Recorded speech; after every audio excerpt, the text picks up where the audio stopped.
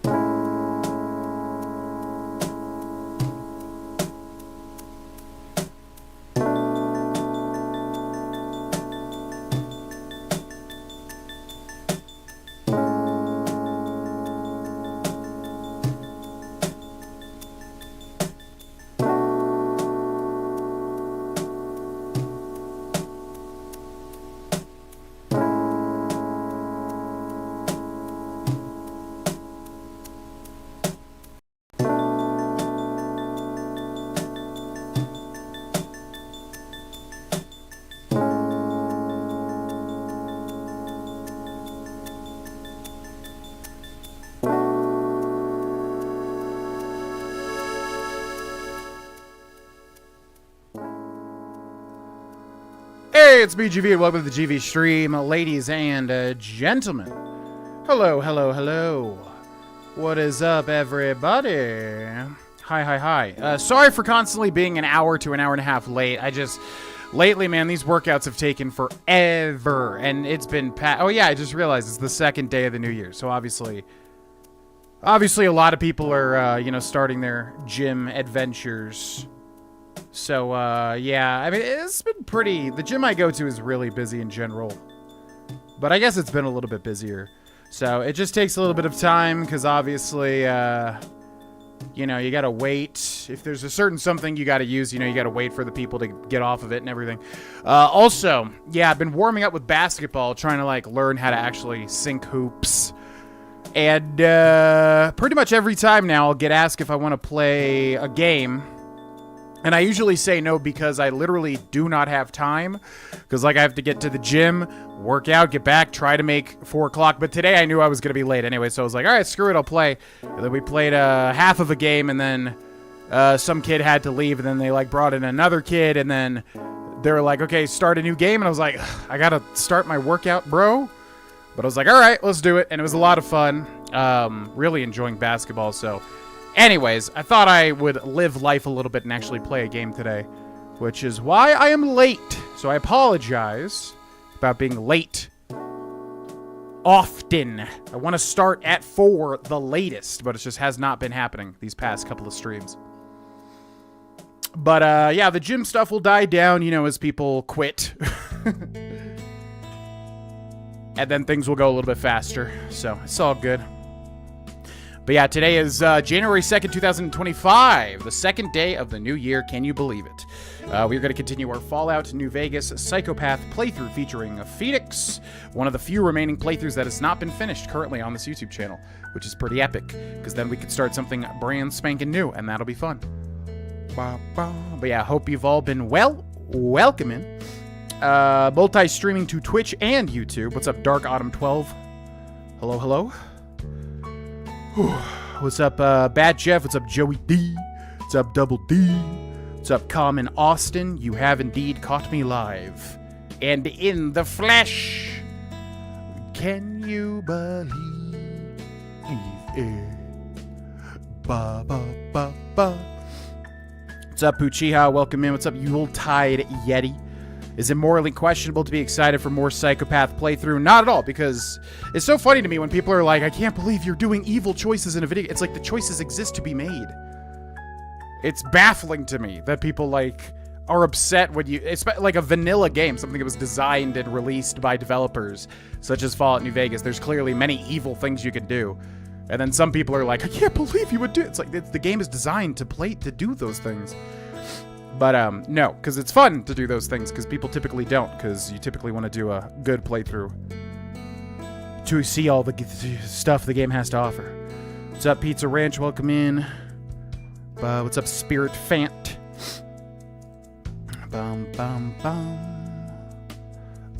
The kitties are doing good.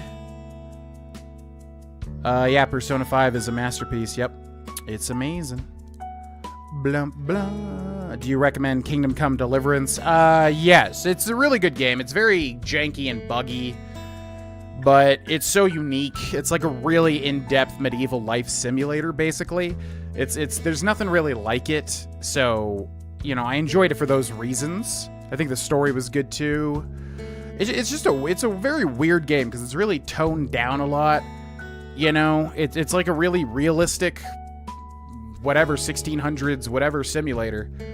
So I like it. It's not my typical type of game for sure. I'm usually more fantasy than non-fiction, but it's a good game. It's very very unique. Yo, thank you very much, Chef Goulet. Never done a modded playthrough. I just don't enjoy mods. They don't feel real to me. It really comes down to that. If I was doing a modded playthrough, it would be specifically to entertain people. Mods really just don't do it for me. Very rarely mods get close to the level of, developed, designed things, but usually they just de-immerse me. You're really tall. I'm about 6'1", I think. I don't think that's really tall, but, it's taller. What's up, Bone Squad? Been watching you for years, just never been here at the right time. It's all good. We will be streaming every Monday and Thursday, pretty much. Love the Gengar plush. Nice. Ah, yes, that is my favorite Pokemon, is the Gengar. And I have the real big full art card. I don't have the Rainbow Rare, though, in the Pokemon TCG Pocket game. I want the Rainbow Rare, but I like the full art better, so I'm fine with that. Which has a better story, Fallout 3 or 4? I like Fallout 3's story moments. Overall, probably Fallout 4. I honestly don't really like Fallout 3's like overall story that much. It's just like purifying water. It makes sense for the Wasteland, but to me it's just really boring. So the highlights are obviously, you know, when you rescue your dad in the virtual realm. You know, that's really fun.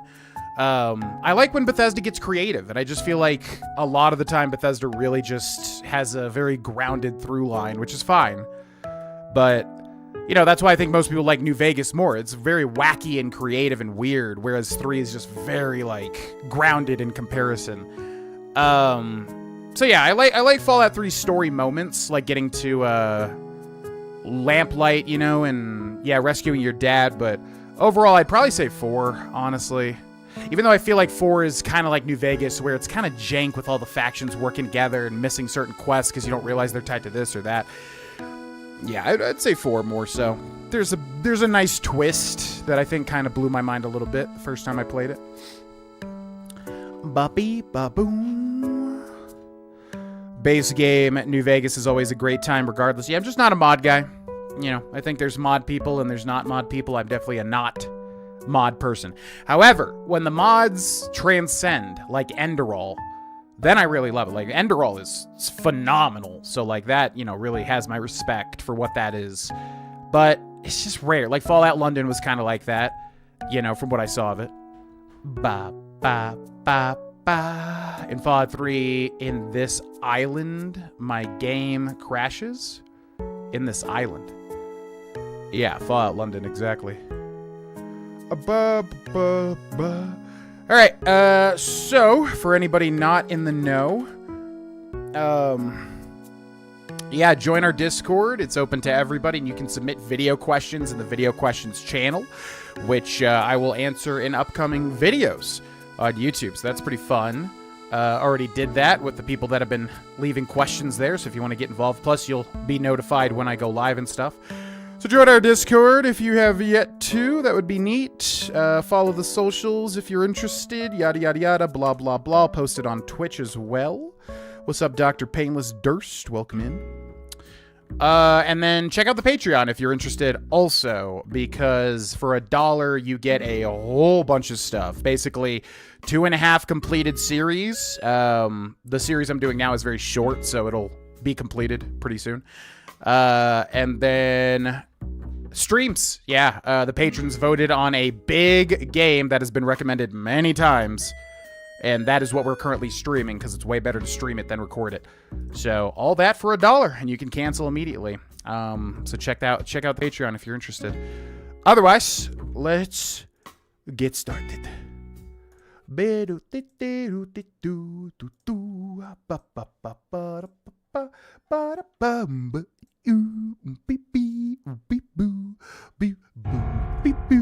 have no idea what we're going to do with this character. We could literally just finish this instantly now. I think we're literally at the end of the game, crazily enough.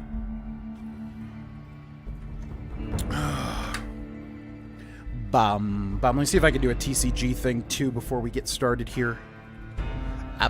Love you too.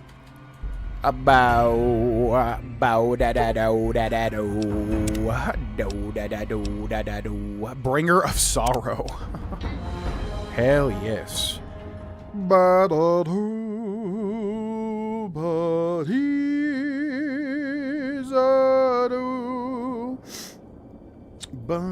Whoa, I've never seen that Zapdos card before.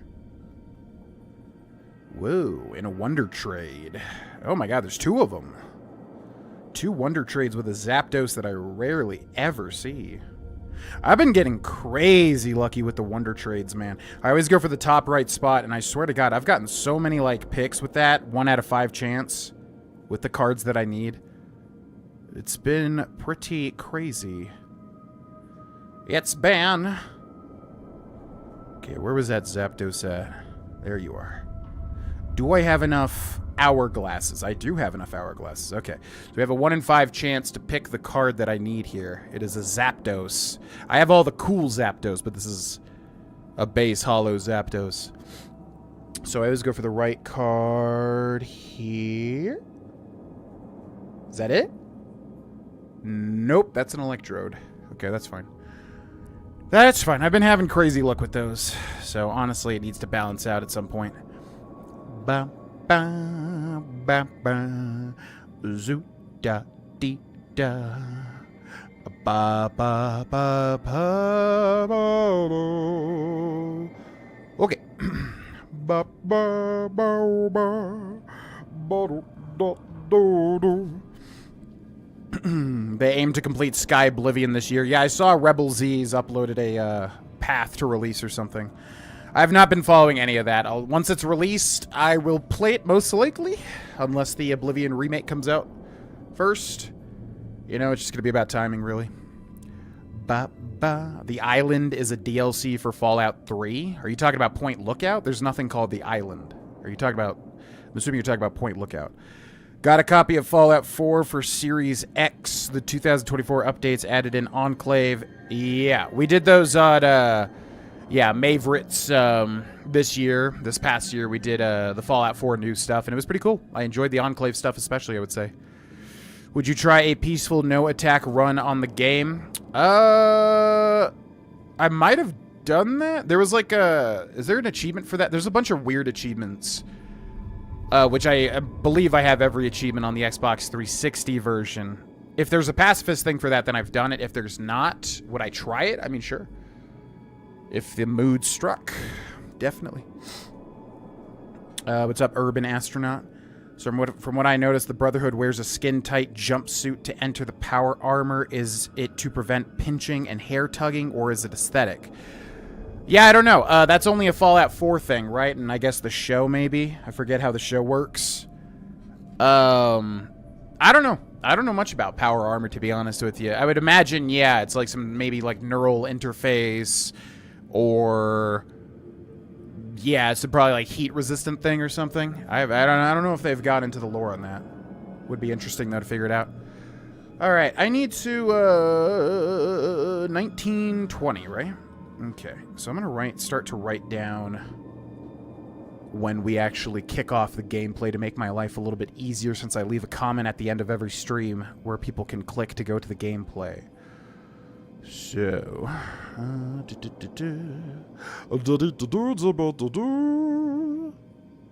there's gotta be an easy way to do this. Guess I'll do it on my phone. Ba ba ba ba ba do da da dee da diddly do. 20 minutes, pretty much, on the dot. Okay. 1, 2, 3, exit. Hey, it's me, GV, and welcome back to our Psychopath playthrough of Fallout New Vegas. We are, yeah, this is the last, one of the last playthroughs we have, like, that's still a go from Mavericks, basically. Mavericks 2024. Mavericks 5, I believe. So we are playing Mr. Phoenix, the level 22 Psychopath. And here's all the stuff. If you are interested, you can pause the screen if you're watching in the future in order to see what we have on this character if you are interested. But all you really need to know is we are just horrible. Really bad. Yeah. I think we hit General. Yeah, very evil. The bringer of sorrow. Yep. So, yeah, that's basically it. And as far as what we've done, I don't know. It's been a while, man. We just finished the Dead Money DLC, locking Elijah into the vault, which was epic. And I think, yeah, we've done, like, all the main quest stuff pretty much. We just got to report to Legatus Lanius to begin the battle for Hoover Dam. But what else do we have? Heartache by the number. Which has literally no objective. Talk to Yes Man about how to take over Vegas, but I think it's going to be much better to go down the Caesar's Legion side, although we did kill Caesar. He is dead. I think we did the medical thing where you can, like, basically induce death. Definitely not gonna do Honest Hearts. I hate this DLC. It's easily probably one of my least favorite, if not my... I think Mothership Zeta would be below it, but one of my least favorite DLCs. Not gonna do Honest Hearts. And then here is Lonesome Road. And then here is Old World Blues. So I was thinking about doing Lonesome Road.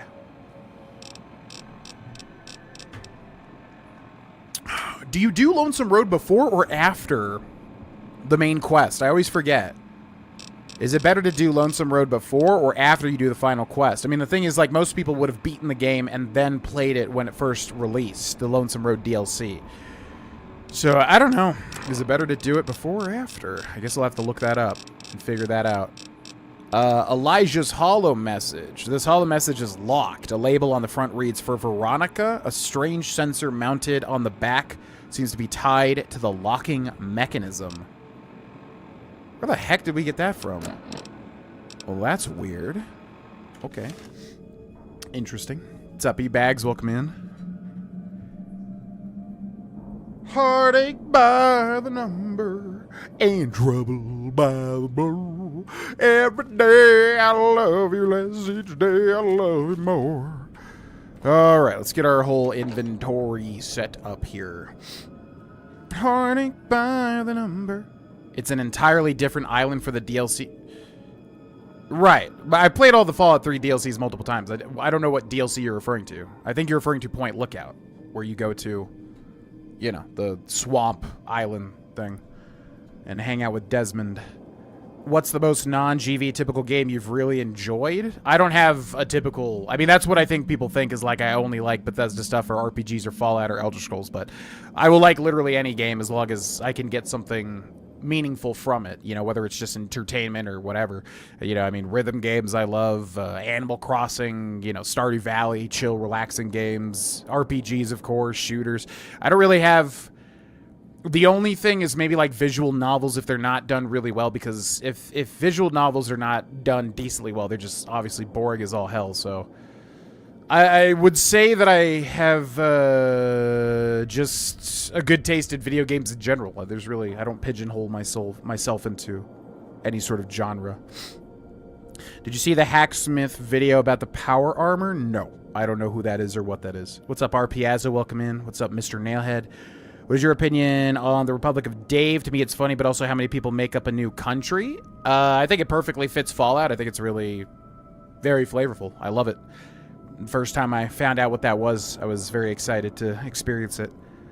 Missed a video. Last one in the series I saw was the Dead Money DLC. Gonna have to watch that one. I like the Dead Money ending. Yeah, it was the last stream we did, which was Monday. Last Monday.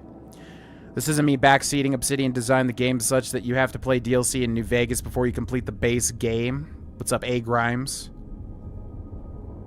So you're saying do Lonesome Road first, then? I mean, I guess we can... Or are you locked in? I forget.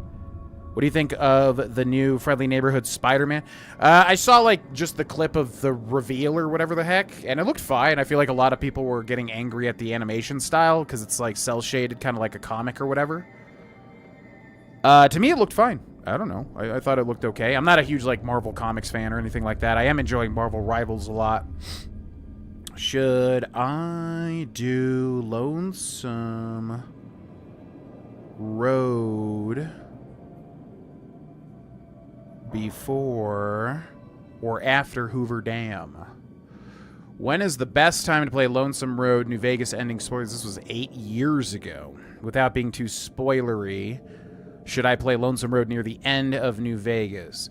Yep, it's supposed to be the Courier's last journey before the Hoover Dam. The other add-ons build it up, and it's the hardest one. Oh.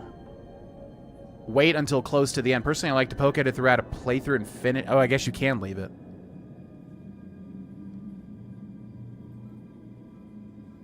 It looks at your faction reputations and assumes you've allied with whichever's highest, which may not be true. What the hell? How much you care about the developer intent, how much you... Okay, just answer the question. Oh, God, when people are just, like, getting lost in the weeds, just answer the question, dude. It's because Lonesome Road is the conclusion to the Courier's story. before you do the last main quest. Okay, so it sounds like, yeah, you're supposed to do it before the end of the game. All right, cool. I missed your earlier message. I need to shut Moobot off because Moobot just kind of clouds the Twitch chat, and I can't really see what it's saying. Yeah, Moobot just goes way too much. My Discord got hacked that I can't get it back. The Discord is the same name as Twitch. I joined your Discord. Please kick that account. Okay, I'm not going to deal with that now. Yeah, I mean, okay. I'll try to figure that out after, I guess. I don't know. Alright, let's do this. Please don't crash. Cool. Alright, let's get our inventory set up here. Wardrobe. Okay, so this is all of the apparel. What the heck do we have as far as apparel goes? Assassin suit? That's right. I want to wear it, man. I really want to wear it. I don't like the faction arbor system in Fallout New Vegas because, like, I want to wear this, but it's just going to cause, you know, NCR to just fire at me constantly, although they probably already do, most likely. Okay, Dead Money jumpsuit. So, we left-click to store, right? Dean's tuxedo, Father Elijah's robes, NCR Ranger combat armor. But see, I can't wear that either because then Caesar's Legion will attack me, and I want to be with Caesar's Legion. Okay, Sierra Madre helmet reinforced. But we have the hockey mask. I'm the one wearing hockey mask. Vera's outfit, we don't need. Sierra Madre helmet reinforced. DT is 5. Hockey mask, unarmed +5. Yeah, I want to look cool, though. I don't want to just wear this because it's better. Okay, Caesar's armor. Yeah, we'll stay with the assassin suit unless we can find something more interesting. I want to make a unique look here. Recon beret, Benny suit. Boomer. Yeah, we're probably going to actually need DT in this DLC.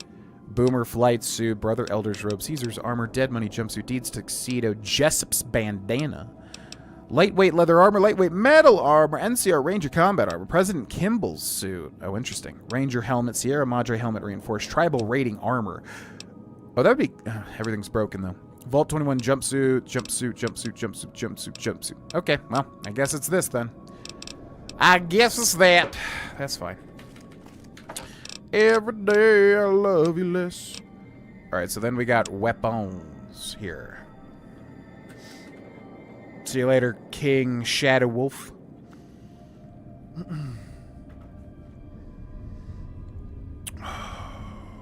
DLC gets me again. I assume you're talking about Point Lookout. I don't know what DLC you're talking about. What's up, Craig O? Welcome in. What's up, Robin? Welcome in. Glad you're enjoying it.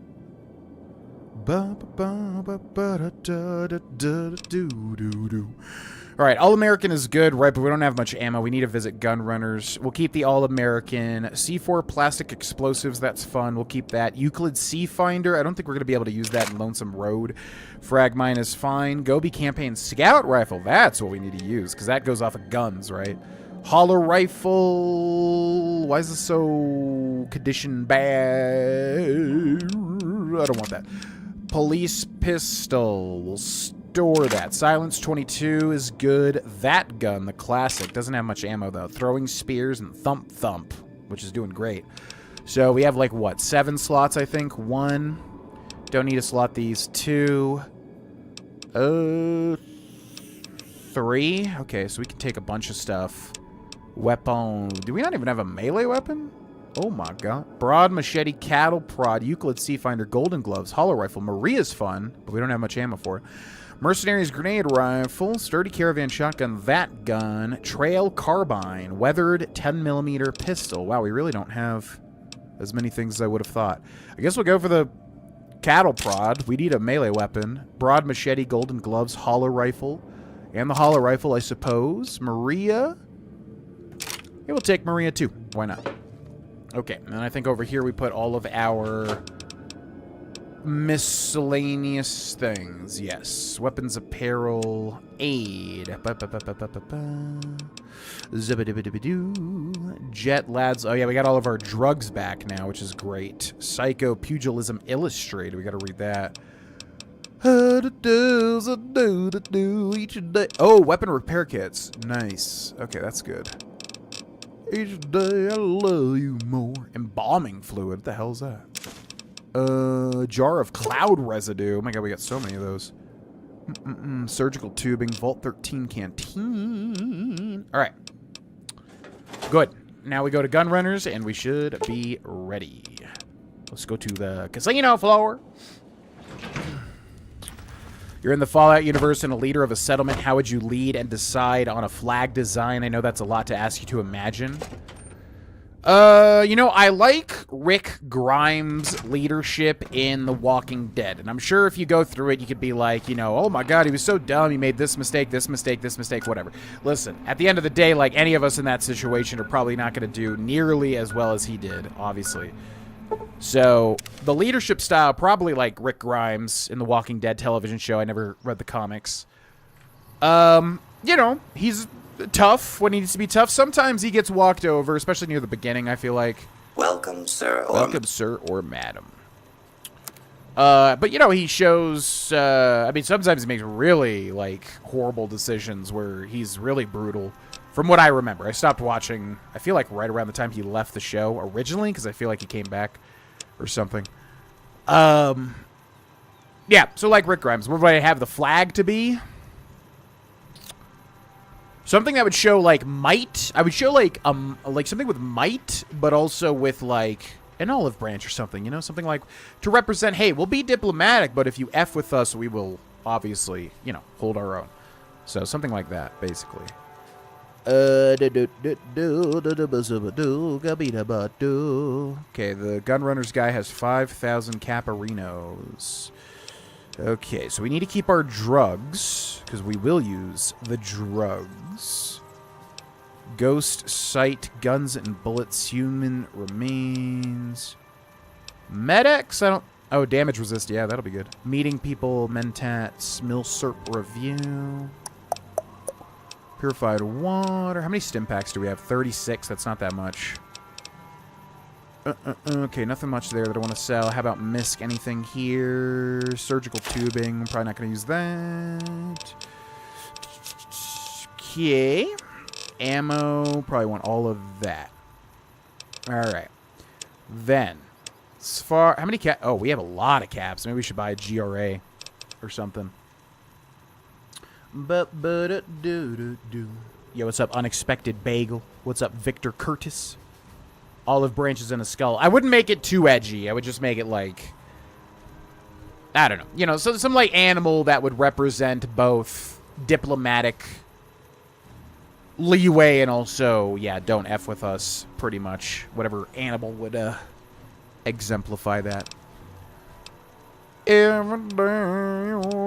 Okay, so we should have GRA stuff, right? 12. I don't want to use submachine guns. 25mm grenade APW. 5.56 pistol.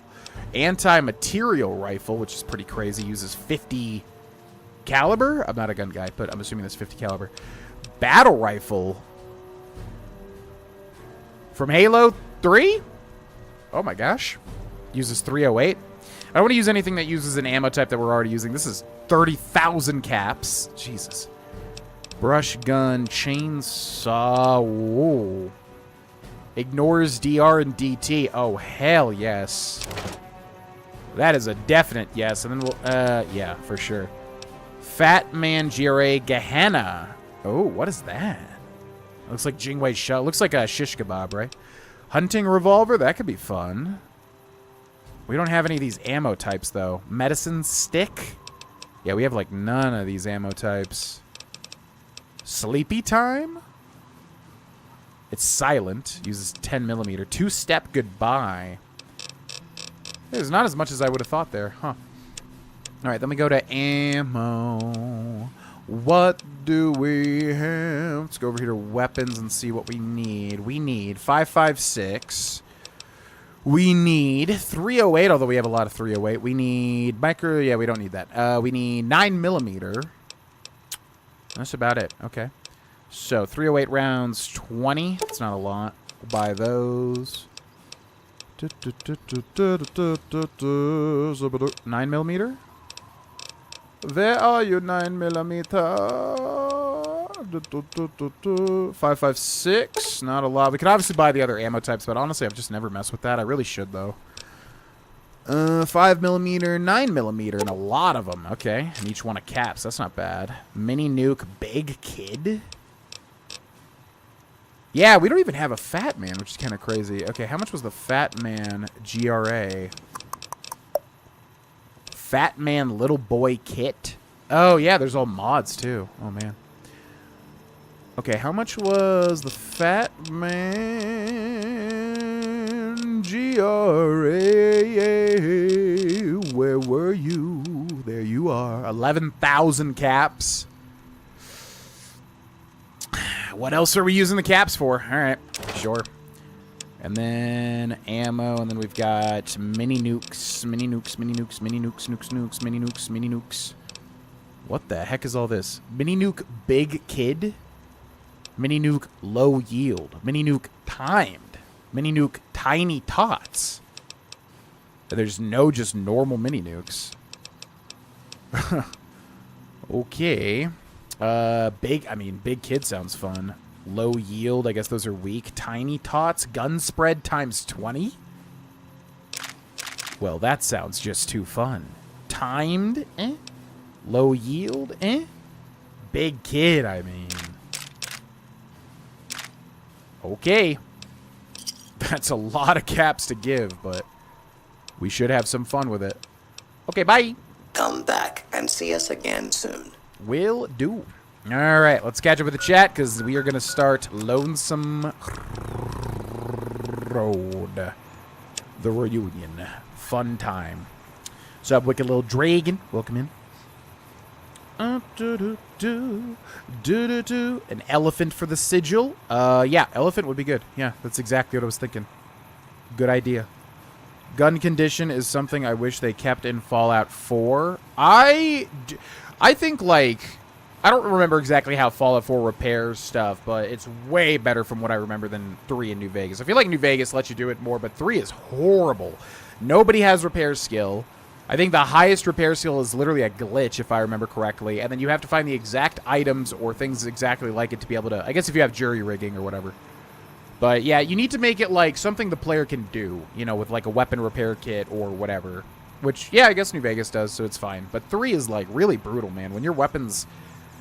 When your unique, weird weapon is, like, low condition, and then there's, like, no way to do it, you know? There needs to be some alternative to just having repair skill, whether you can, like, get scrap metal and repair with that or something. Animal or an object. I like what Robin said. Yeah, the elephant, something like that. Armor piercing, use them when you're shooting someone, and the little shield icon isn't broken. Yeah, I think the problem is I just never had to do it. I think New Vegas on, like, normal difficulty was always doable enough without having to, like, switch ammo types. But I do want to do, like, some sort of playthrough where I do that. We could do it now, but I'm a little overwhelmed by it. Travel to the canyon wreckage near Prim and enter the Divide. Okay. So for anybody that doesn't know, back in the day when New Vegas was first released, basically...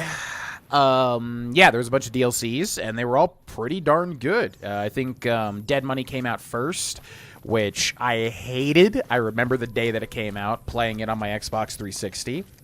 Hated it, because I didn't realize it was going to be like, you know, horror-themed with the villa and the creepy ghost residence, which is a great idea in retrospect. So it was very, very scary for me. So I didn't like it. But then on further, you know, replaythroughs, I actually love Dead Money, you know. Oh. That's right. The NCRs don't really like me now, do they? Who the heck was that guy shooting at? Who the heck was that gentleman shooting at? Varmint. You're shooting with a varmint rifle? What are you, Arthur Morgan in Red Dead Redemption 2 trying to hunt? So yeah, I love Dead Money now. Used to hate it. Yeah, don't feel so good now, does it? Oh, died to the dot. Sergeant McGee has died! I think that should be fine. The NCR already hates me, so it should be good. Also, I forgot, we gotta go get, stim packs. Forgot about that. Okay, so let's go to the Old Mormon Fort. New Vegas Medical. Actually, this should have it, right? I don't really use the New Vegas Medical Clinic as much as I should have in the past. Ooh. Ooh! More NCR, huh? Actually, who is that? Oh, Crimson Caravan. Yeah, basically everybody's our enemy at this point in time. Pretty much, except for Caesar's Legion. So yeah, Dead Money came out, and now I love it, but back then I did not like it at all, because I was too scared of it. And then, was it Old World Blues? I can't remember if Honest Hearts came out first or Old World Blues. But one of the two came out. Honest Hearts I do not like at all. It's like a weird, religious kind of, you're in like Zion, like in Utah or Wyoming, I always forget which one it is. And it's just like this whole thing, it just was not my thing, basically. You're back. Yo, what up? Do you sell anything here? I have reserved a small part of my supplies for sale. The profits go directly to the purchase of additional supplies to help the less fortunate. Amazing. Show me what you have for sale. Very well. What do you got for sale, my dear? Stim packs times 14, that's what I like to hear. 1,500 caps. Okay, do we have anything to trade? Oh, yeah, we have NCR. Yeah, gotta remember you can do that.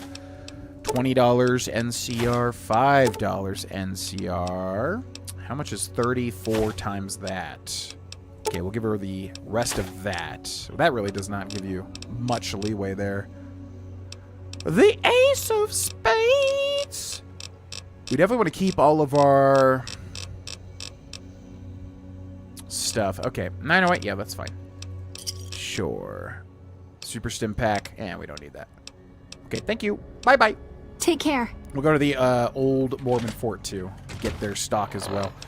Which is Freeside Z-Skate, I think. So anyways, and then Old World Blues came out either before or after that, and I loved Old World Blues. It was so cool to me. I got raptured with the dialogue. Basically a bunch of, computer people talking to you. They're all crazy, like, computer scientists that have put their consciousnesses into, like, computer monitors. So much fun, and I just love that it's like a, little mini expansion, basically.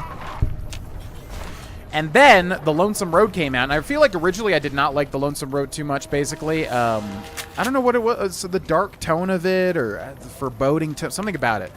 But then on replays, I like that a lot as well, just like with Dead Money. So yeah, the Lonesome Road's a good time. I'm really gonna pay attention this time. I know that I said that I did, I think, with Avery the last time with 100% on this channel. But this time, I'm gonna really, see with Ulysses, am I just wrong about him? I feel like the answer is no. But I cannot stand that character.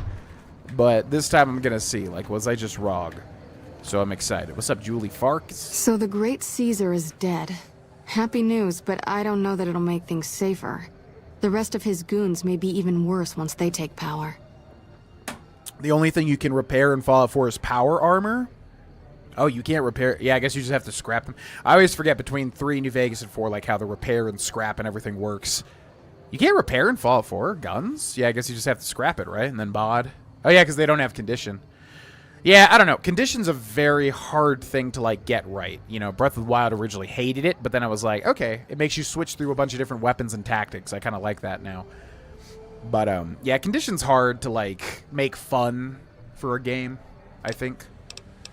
I'd like to buy your medical supplies. What you got? 10 stim packs. I'll take that. 1,000. God, that is so expensive. Do I have anything to trade her? Not really. Not really. Could trade her some of my drugs. Probably don't need anti-venom. Probably don't need bleak venom. You can't poison bullets, right? Boxing times. Probably never going to use that. Buff out. I do want to keep the drugs. Doctor's bags. Whoa.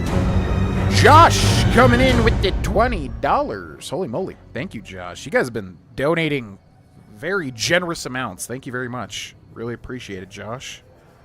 Thank you for the 20 smackaroonies, and welcome in. I don't think I said hi to you. Thank you, thank you, thank you. Bum, bum, bum, bum. Okay, these aren't really worth too much, right? $11. Ghost site. Yeah, I don't think I need any of this stuff. Don't think I need to sell any of this stuff. Miscellaneous. Okay. Just take half my money, I guess. I don't think this character would even care about money. Okay, bye! What's up? ...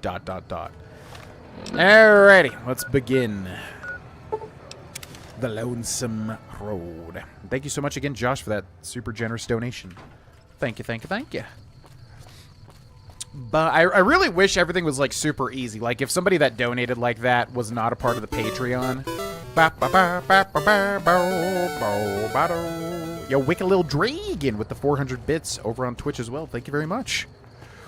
Yeah, see, I wish there was, like, a way to just, like, convert that immediately. Like, even if you all didn't use it, you know, like, boom, immediately just connects to Patreon. There should be, like, some app that just connects all that stuff somehow. And then just gives everybody all the benefits, you know what I mean? I would love that so much. That's why I love the membership on YouTube, like, members getting the videos immediately. It just makes it so easy whenever I'm scheduling a video, you know? Thank you, Wicked Lil Dragon. Thank you, Josh, as well, for the donations. Alright, so we got to get over to the canyon wreckage. Whew. Colors or a color, what would you use? I don't know. I don't think I'm good at, like, flag making, because you got to make it, like... I feel like a lot of flags I don't like, but it's probably because it represents things and, you know, the colors have meanings and everything like that. Because, you know, I think of, like... I would like to make something like Halo 2 back in the day, where you would make your little, like, you know, insignias. Also, Call of Duty Black Ops, where you would make the little, like, logos and stuff, and then obviously there was tons of horrific racist things made with that. Yeah, because I would like to make a cool thing like that, basically. Something really striking, you know, red and white. I love the red and white color combination, but I just don't think it fits a flag, because whenever you see a flag, it's always just like, I don't know, boring, dreary colors. You know what I mean? Whoa! Oh my god! It was like instant. So, yeah, I'll just, yeah, something cool, something red and white and striking, basically. If I could suggest a game for you to play, Monster Hunter Stories 2 is a PC game that basically just Pokemon with a better story, better overworld with Monster Hunter monsters instead of Pokemon. Huh. Yeah, I think I know the games you're talking about. I don't think it really appealed to me much, because I loved Monster Hunter World and Monster Hunter Rise. Specifically World. Like, World was... My first Monster Hunter was so cool to me. But yeah, as far as, like, the story content, yeah, maybe, I don't know. Maybe I'd check it out. I mean, there's just so much stuff on the backlog at the moment. I don't know if I would delve into that anytime soon. But, I do love the base Monster Hunter games, at least World and Rise. I really had a lot of fun with those somewhat recently. You'll need a shovel. I wonder what's in there. Interesting. Okay, you have discovered canyon wreckage. And then we're going to wait 12 hours so we can do this in the sunlight and actually see what we're looking at. What's up, Jackie Pockets? Sorry to hear you've been sick. Lonesome Road is very solitary. Yeah, it's that solitary, yeah, Lonesome Road. Who would have thought? It's that solitary feeling that I think I didn't like. Okay, there goes the graphics. Goodbye. Fallout 4 has no weapon condition, just power armor. People complained about weapon and armor condition in previous games. They toned it down. I mean, they should have it. It's just like, I think New Vegas probably did it correctly, which we'll show right now, actually. If I go to items and if I go to weapons and if I look at the hollow rifle, condition is about 1/4. So then if I go to aid and if I use weapon repair kit, how much does that go back up by? Not much. But, you know, the fact that you can find these and then, you know, have them be like a little rare item or something, like, that's a good way to do it. The way that Fallout 3 did it, I don't like it all. Because it just feels like once you have a cool weapon and the condition is gone, it's just useless. And you should be able to get scrap metal or something and fix it. So, they should have a condition system. They should just make it something like New Vegas IMO, you know? Josh says, hey, Grovana, good to see you. I was worried at first because I donated like 2 to 3 minutes ago, and it wasn't going through, so I thought I got hosed at first. Must have been delayed. Yeah, YouTube is weird as hell. I don't know why. Like, on Twitch, when somebody donates or something, it's instant. Like, it pops up in the list, and it, like, just appears instantly as well. YouTube is different. YouTube takes forever, and I don't know why that is. I'm assuming something with their servers or something. I don't know, but I'm glad it went through, and thank you again. Ulysses is also pissed at you the whole time for something you don't remember and you have to explain yourself. Yeah, I find Ulysses incredibly annoying, but this time I'm going to go into it with an open mind. I love the DLC, like the adventure of it, but Ulysses I hate every time. And his babbling, his incessant babbling, and yeah, I think it's him just like hating you when you don't even know what he's talking about. It's so annoying to me. But this time I'm going to try. I'm going to really try to absorb it and understand what the devs were going for. I like when weapons don't become unusable when out of condition, but just have a minimum damage stat. Yeah, I'd be fine with that. Or like, a lot of jamming. I'd be cool with that. Whew. What's up, Harry Lewin? Hell yeah, man. I love these games when I, feel genuinely like I want to play them. Which is, if we play them too much, obviously, few and far between. Repair things and also add in harder difficulties to make repair harder. Yeah, I mean, you're in a wasteland. Like, obviously, you would be able to find metal and then do repairs. You could even add a little mini game, which would be fun. I think that's an easy way to do it. For Fallout 5, have the repair skill, which is basically a cheat. Then your character can just do it. But if you don't have repair, have the character be able to find things and do it with a mini game. I think that would be the way to go, personally. Yeah, this DLC is fun. For those that have not seen this, yeah, this is an interesting one. So yeah, this is supposed to be kind of the final adventure before you beat the game, which I've never done. I think I've always like just beaten the game and then gone and done this. So this will be the actual way to do it. Oh yeah, they introduced MREs, which give you that's gonna be 45 health over 15 seconds, right? I do believe. And also Steve MRE on YouTube. Anybody watch Steve MRE? We've actually been watching him a little bit. We kind of go in and out of like, oh yeah, remember Steve MRE? Okay, travel to the divide. Here we go. The coordinates you received to lead you to this canyon filled with storm-tossed wreckage. Beyond lies the divide. Lonesome Road is intended for experienced couriers level 25 or higher. You cannot take companions with you on the road ahead, nor bring any you find out with you. You can carry whatever equipment and gear you have with you without restriction. However, if the journey proves too difficult, or if you need to resupply, you can retrace your steps and return to the Mojave at any time. If you're prepared, then continue on into the storms of the divide. History awaits. Okay, I just want to check what level. So they recommend level 25. We are level 22. Okay, not bad. I thought we would be lower than that. Let's do it. Let's go. Oh, we don't even get like a cutscene. We might later. We might get a cutscene later. Because I feel like they give you cutscenes at the beginning of these, right? Typically. Okay, the silo. Navigate Hopeville Missile Silo to reach the Lonesome Road. Here we go. I'm traveling the lonesome road to breathe some new life into them. Yeah, for me, if I'm going to mod something, I feel like it has to be like Skyrim age or past that. Like I said, I'm not much of a mod guy, but I would be down to check out Sky. I feel like Skyrim mods is kind of like the age where everything kind of gels a bit, especially with like the Steam Workshop and everything. Because me trying to finagle with, like, game files and stuff, that's just not going to happen. I hate that stuff. If something's not just, like, plug and play, for me, I'm very often just like, nope, I'm good, thank you. I'm just not a mod guy, man. I don't wish I was, but, I don't know. I'm sure I'm missing out on a world out there of really good stuff, in some instances. Obviously. I see a bad moon rising. Excited for Severance. Oh, is it actually getting a season? Well, I knew it was getting a season 2. Is it coming out soon? I am mega excited for that. I loved Severance. That show was so good. It was one of the best shows I've seen in so long. Hopeville Ballistic Defense Station. Authorized military personnel only.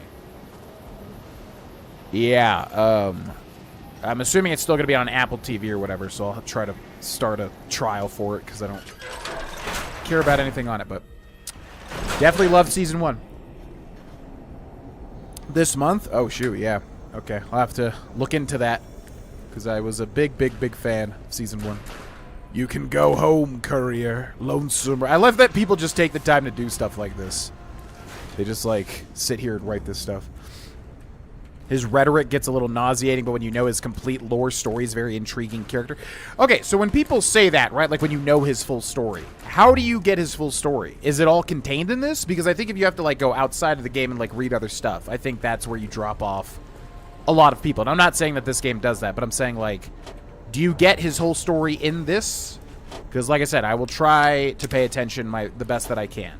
Because I really want to get what they were going for. I really want to get it. But every time I play this DLC, I just end up hating him so much. Activate maintenance access level 3. Yeah, Severance. Yeah, it's so good. Can you play the game after you beat the main story? I think you go back before.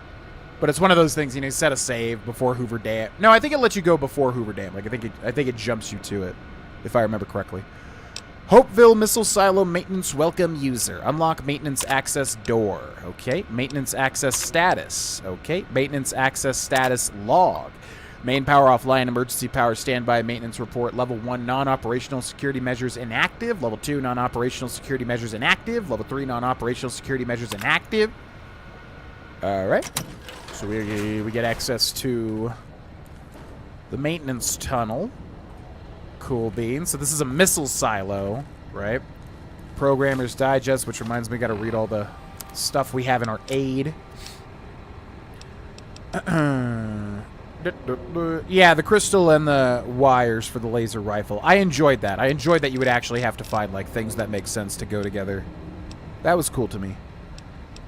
Okay, repair plus 10, energy weapons, guns and bullets. Guns increased by 3. We got human remains, which I guess are preserved this whole time. Lad's Life, Locksmith Reader. Meeting People, Milsurp Review.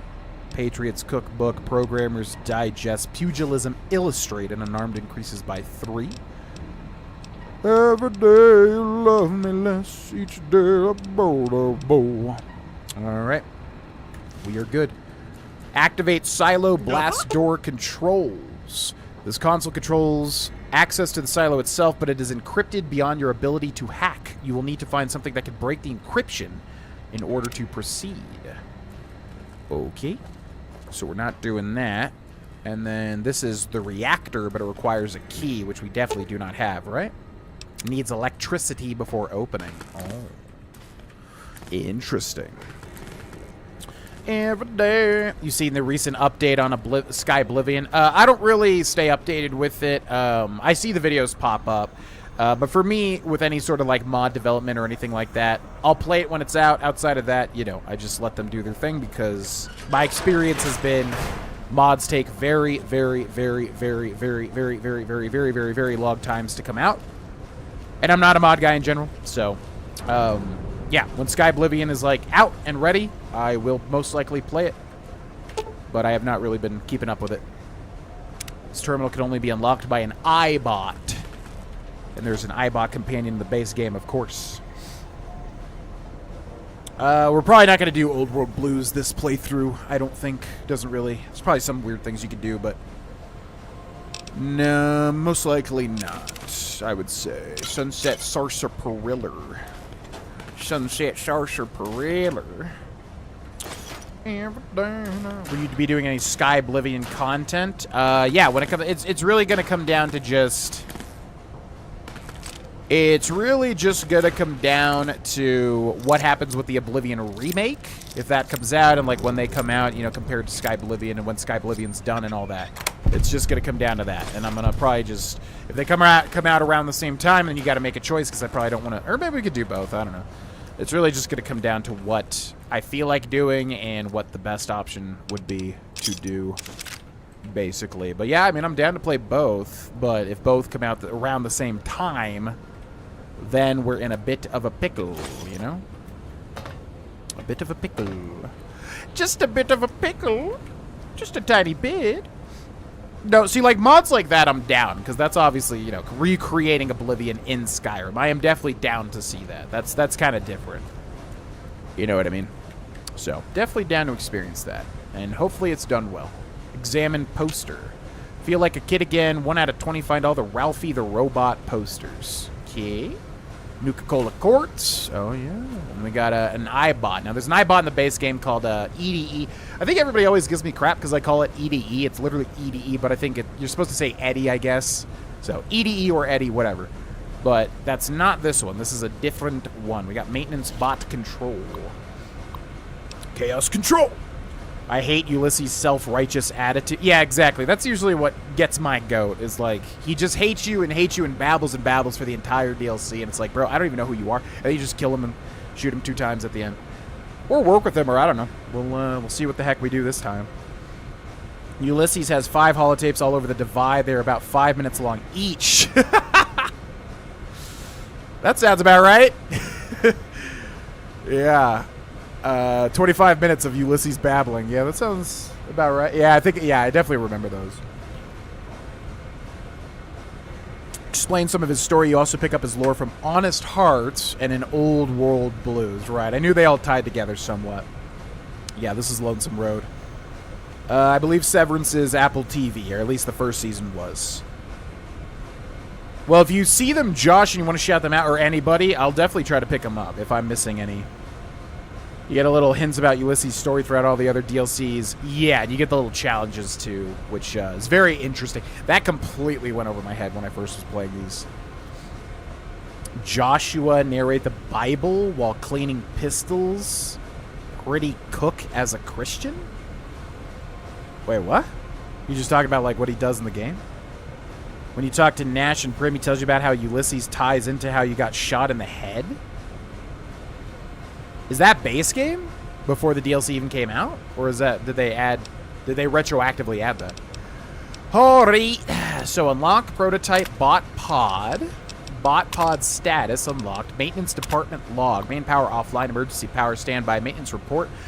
We already read all that. Okay, commissary notice. Attention all base personnel. The automated commissary system has been locked down until further notice.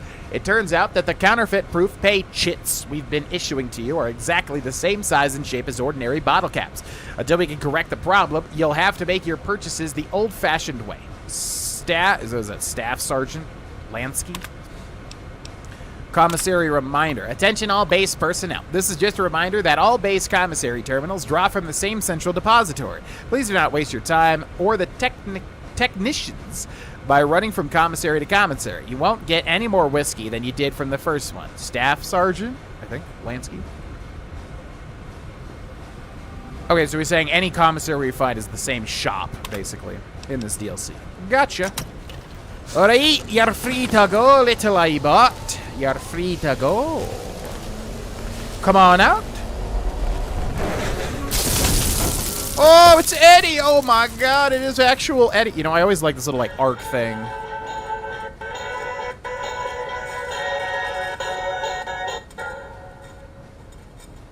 Ralphie! Fly far, fly fast! I always like this little, you know, this little Iron Man-esque arc little, of electricity, you know? Yo, what's up, Texas 2-Step 82? Welcome in. Hello, hello. Things are going well, man. It's been a good, I guess, like, half of the last year? I don't know. My time memory is so bad, but, yeah, it's been a good, past 6 months or so, you know? In the base game, why do I not remember that interaction? Huh. First one is in Hopeville Missile Base. That is where we are now, I do believe. So that's his first log. Okay. Yeah, what's up, Low Country Grace? Welcome in. Hello, hello, hello. What's an iBot doing here? Expository beeping. Okay. You're a copy made by the military bases in the Divide? Weird. Declarative beeping. You better level with me, trash can, or I might stuff you back in that pod. Apologetic beeping. Yeah, there we go. Fine, whatever. Listen, robot. I own you now. Follow me and try to make yourself useful. Okay, he just goes along with that. All right. So, Eddie has given you the enhanced sensors. Experiment log 369248/B. iBot Duraframe Universal Interface Override System. This is Dr. Whitley presiding. We've boosted signal gain and enlarged the overflow buffer system. That should ensure 100% connectivity and control. Eddie, whenever you're ready. Chaos control! Yes! Success! Reporting full success on 369248/B. Eddie was able to interface with and override the test panel in under 3 seconds. Great job, team. Now let's start on the proposal for the full rollout. Jack Nicholson. It's me, the Shining's Jack Nicholson. Also, One Flew Over the Cuckoo's Nest. My time memory is so bad, I feel that so hard. Yeah, it's weird, man. I really cannot remember when certain things happen. Like, I have to go off of anchors, you know, like COVID or something. Like, oh yeah, COVID was 2019, okay. I know that. But yeah, my memory for, like, when certain things... You know, like, Cindy tells me, like, when I was, like, 80 pounds ago, right? Like, all these, you know, just, like, how I slept all the time and all this stuff. It's like, I don't even remember. I mean, I remember the overall idea.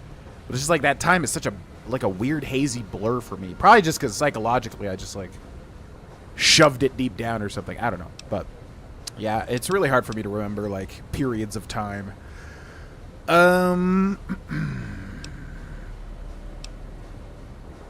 Great. Maybe you'll actually be useful to me then.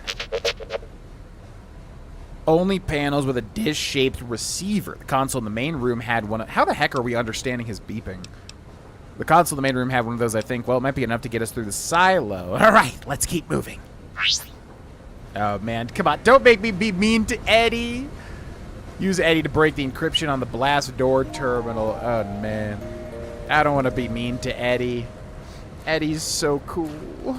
But we're probably going to have to be mean to him. We'll see. Maybe we don't. We'll see what happens. Alright, so these are the commissaries that Eddie can open. Huh? Or does he do it automatically? Open the thing. Is he doing it? Eddie has unlocked a commissary for ya. Ha-ha. Welcome to the United States Armed Services Joint Automated Commissary and Repair Station. Please input your selection below. Access Universal Repair Interface. Repair all is 18,000 caps. That's not going to happen. But what about our assassin suit? 6,000 caps. Hockey mask. I'm not the one repairing my hockey mask. Okay, we'll repair anything that's cheap. 56 caps, 90 cap. Yeah, that's a little rich for our blood. 1 cap. Okay. Why does the chainsaw GRA already need repairing? Shouldn't that be pristine? And we got the shop as well. Access the commissary. Loading station, only say that because I remember it being tricky to find. Oh, the loading station in this place. Yeah, 2020. I know. I was when I said 2019, I was like, I feel like that was leading up because that was a weird. Yeah, because 2019 was a terrible year for me. I remember that. And then leading into COVID was the start to, like, kind of build myself up again. And my content and everything. So, yeah, 2020. Right. But still, that's what I mean. Is like, yeah, it's still a little hazy for me. The exact times and everything. Okay, so how much 5.56? Actually, there's a lot of good stuff here. Let's buy the 5.56. What else do you have? Weapons satchel charge? Ooh. Okay, sure. Then do you have aid? Auto inject super stim pack. Auto inject stim pack. Interesting. 7 stim packs as well. Yeah, we're about to lose all of our money here. But that's fine. Okay, put one of these back, and then, yeah, we're literally down to 85 caps. But I believe. Let's go. My sense of time has been screwed up for me since then. Yeah, once COVID happened, I feel like the universe really did just shift. Nothing has felt quite the same since. That was a very... But I don't know, like, do people in previous times in history after a global pandemic and things like that, major events, do they feel the same way? I don't know. Back in history. Turn the silo's power back on. Restore Hopeville's silo's power. There's another little iBot in there, and then we've got... What is that? Is that just like a rocket? I don't know anything about space things at all. That's just like a rocket ship? I mean, I know what it is. I know what it's got. But what is the whole thing called? You know what I'm saying? Okay. So now what are we doing? Navigate Hopeville Missile Silo to reach the Lonesome... And why are we doing this? I guess it's explained in the radio broadcast. Yeah. Did we miss the radio broadcast? Sierra Madre, Radio New Vegas, mysterious broadcast? I hate this because you always have to turn the radio on, but then the audio gets flagged. Audio, radio. Yeah, is it this one?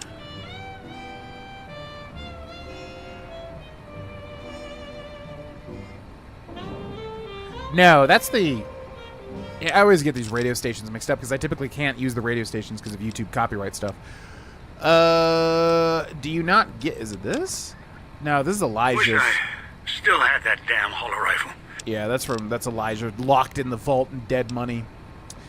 Do you just not get explained like what's happening in this DLC at all at the beginning here? Because I think that's why I always get confused with this DLC too. Yeah, I don't remember if there's like a radio broadcast or something. But you ever seen 5 Easy Pieces? No, I have no idea what that is. Activate hydraulics access level 3. And we literally don't have the signs for it. Oh my god. What is 5 Easy Pieces? Do tell. Okay, what's our science skill? 21, so if we do have a... There we go. Programmer's Digest. Haha. Who needs intelligence when you can just read a magazine? Ooh, I get to explain hacking, too. That'd be fun. See you later, Justin Hancock. Thanks for watching. COVID was 5 years ago. What is it Sir Davos says about time again? Whatever it is applies. Now I'm curious. What is the Davos quote? I actually don't know what quote you're referring to. I would love to know, though. Yeah, see, I knew that it was an ICBM, but is the whole thing considered an ICBM? That's what I was wondering. All I know is something about a bear and a bull. Yeah, they don't like each other in this game, the bear and the bull. What's up, Pestilent? Welcome in. All right, so time for my patented hacking explanation, which I always do every time we don't explain it for a while. Because there's a lot of people that watch these playthroughs or play these games that don't know how to hack, and I used to be you. I used to be you. Same thing with the Oblivion speech wheel. I used to be you. I just said, no, I'm not going to learn it, but now you're going to learn it if you're wanting to learn it. So, okay, so you have 4 attempts up here, right? So these are 4 attempts to choose the right word, right? So typically I start in the bottom right. Doesn't matter. You can start anywhere, but I just start in the bottom right for whatever reason. So we're just going to click a word because it literally doesn't matter. We have no information to go off whatsoever, so we're just going to start with the word. So the word is going to be dragons. So we click the word. Now we go down to 3 attempts, and it also says over here, dragons, 3 out of 7 correct. Now what that means is 3 out of the 7 letters is in the correct spot. Meaning, you know, maybe it's R, G, and N are in the correct spot compared to all these other words. Right? So we have to basically compare that information with the other ones. So 3 out of 7, which is actually a pretty good start for this, since there's so many words. The higher your science, the lower amount of words there are. So that's actually a pretty good start, you know. 3 out of 7. So then, yeah, we got to compare the word dragons with everything else. Now, here's the other thing. There are also open and closed syntax throughout. See, there's one right here. So see, it's like an open and closed, whatever that syntax is called. So we're going to click that, and that's what we don't want to see. You really want to use like 3 chances and then get the allowance replenished, because then that'll take you from like 1 chance left back to 4. What we want to see is we want to see dud removed. It really just depends on whether you're like early in the hacking process or later in the hacking process. There's one right here. See, open and closed.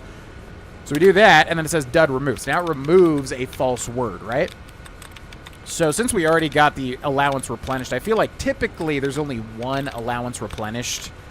Usually. Sometimes there's more, I guess, but I feel like the dud removes are way more common. So there's one right there. So another dud removed.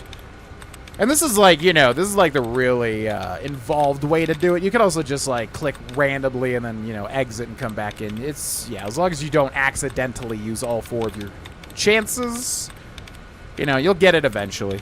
But if you want to try to actually do it. So it looks like that's about it. Okay, so back up to 4. So now dragons, and then we can compare dragons to trading. D-R-A-G-O-N-S.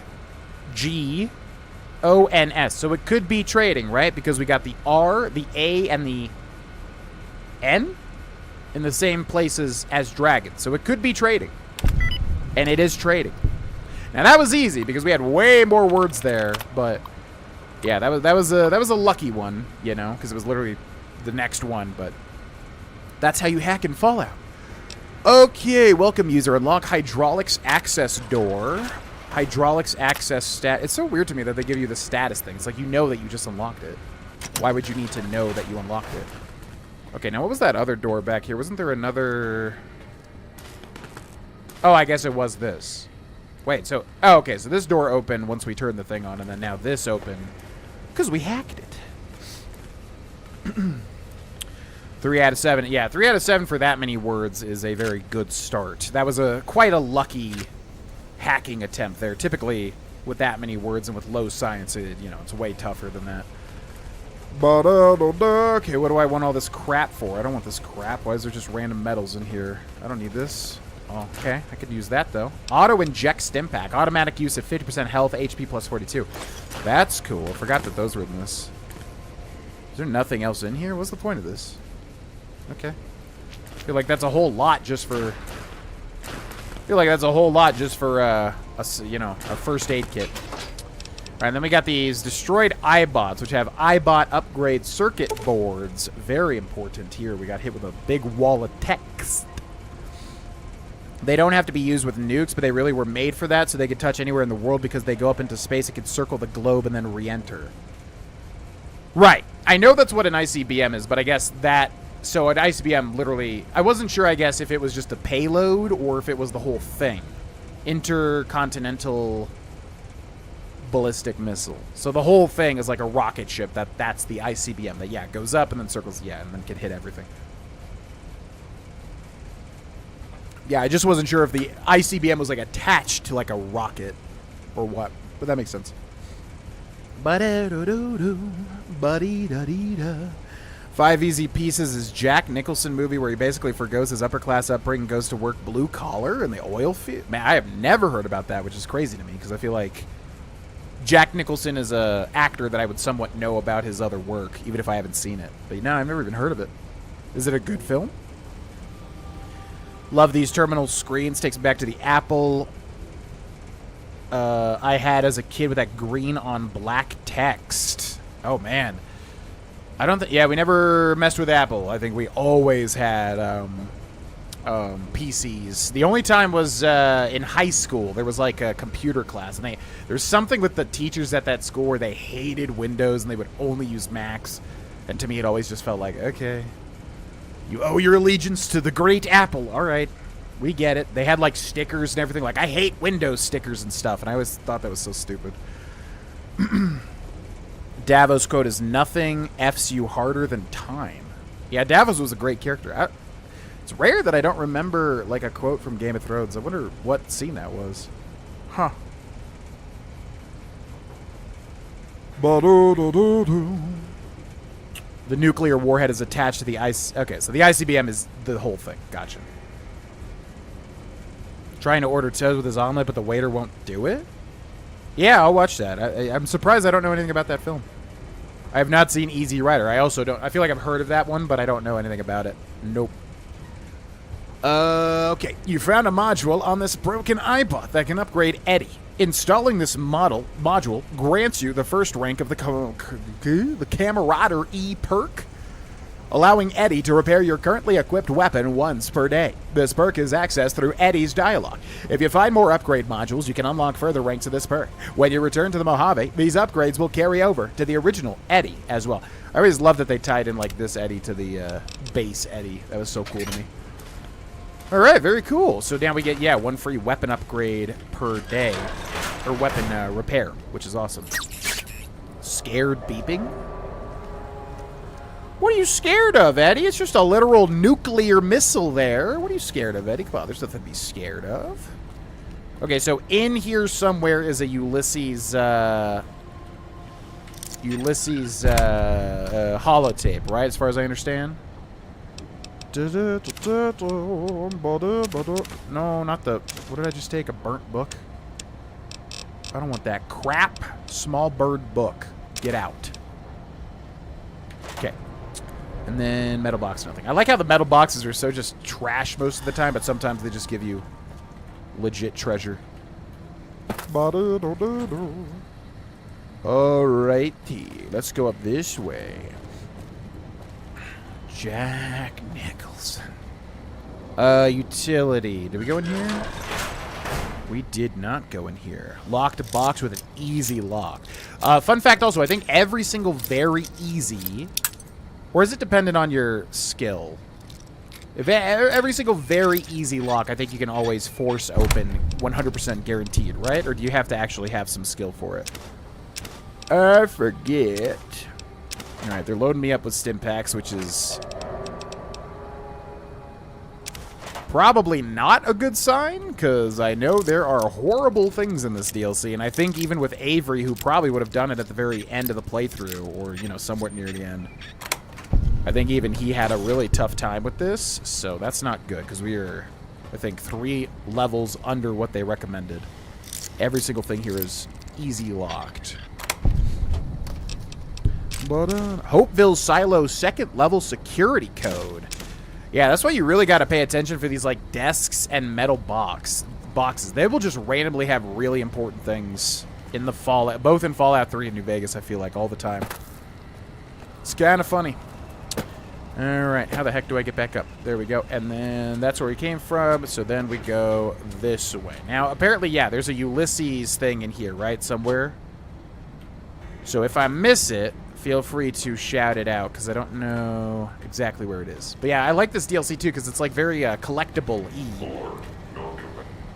Oh. Distressed beeping. Dr. Grant? What the hell do you think you're doing? Oh, Whitley, there you are. Orders from Colonel Autumn. He feels the iBot Duraframe project isn't advancing quickly enough. I'm too... You didn't even disengage his damage avoidance protocols. You're hurting him. Don't be ridiculous. It's just a machine. See here. I've already increased the navigation system's efficiency by 65%. Get the hell out of here. Fine, Whitley. It's your lab. At least until I tell the Colonel about this.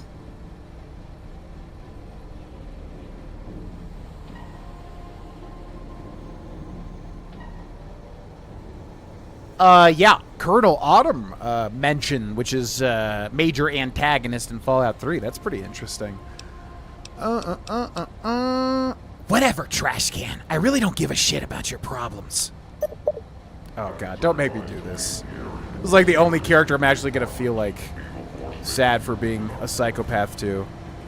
Sorry, Eddie. I gotta role play. It's the whole point. Scared beeping. Okay, there's something... Yep, that's a Securitron. Security control level 2. Hopeville Missile Silo Security Systems welcome user. Deactivate 2nd level robot security. Oh. Do we get XP for that? Why do we get XP for that? 2nd level security status inactive. Oh, so that just shuts him down. Okay, well, that's easy.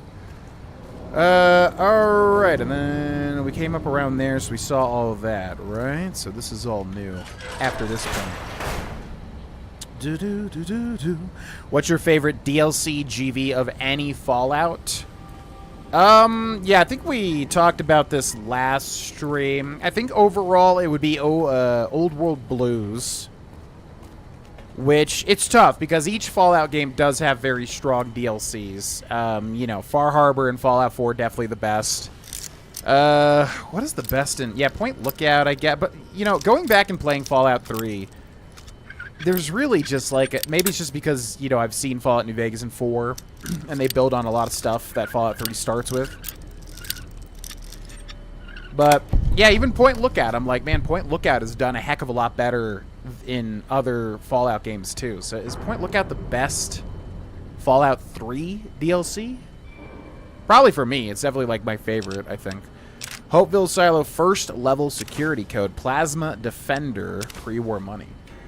Far Harbor's definitely Fallout 4's, and then New Vegas, yeah, I would say Old World Blues. So out of those, like, 3 of the best, I would say probably... Yeah, Old World Blues, I think. But I quite like a lot of them for different reasons, you know what I mean? Oh, yeah, this is the thing. Is it not telling me the name of it?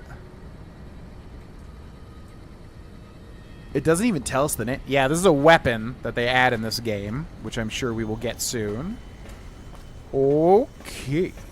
Yeah, I would say Old World Blues. It's tough, though. I like certain elements about, you know, other DLCs a little bit better, you know what I mean?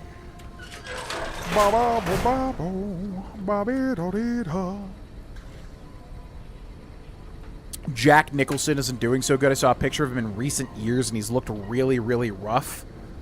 Yeah, I kind of feel like I knew that that was happening, because he's one of those actors, kind of like Bruce Willis, right? That, like, had these really big, illustrious careers, mega famous, and then kind of just disappeared. You know, what was the last major thing that Jack Nicholson was in? Was it The Departed, which was, like, 2012? Maybe even earlier. I feel like I always think it's 2012 and it's earlier. Was that his there's no way, right? Was that his last major film that he was in? The Departed? One of my favorite films ever. But yeah. Yeah, I know he hasn't really been doing much, right? Kind of like Bruce Willis. Bruce Willis, I think it came out that he has like some sort of degenerative disease or whatever.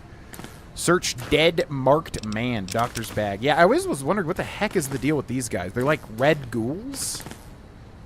Oh yeah, and they have like signs as like armor, which was always cool to me.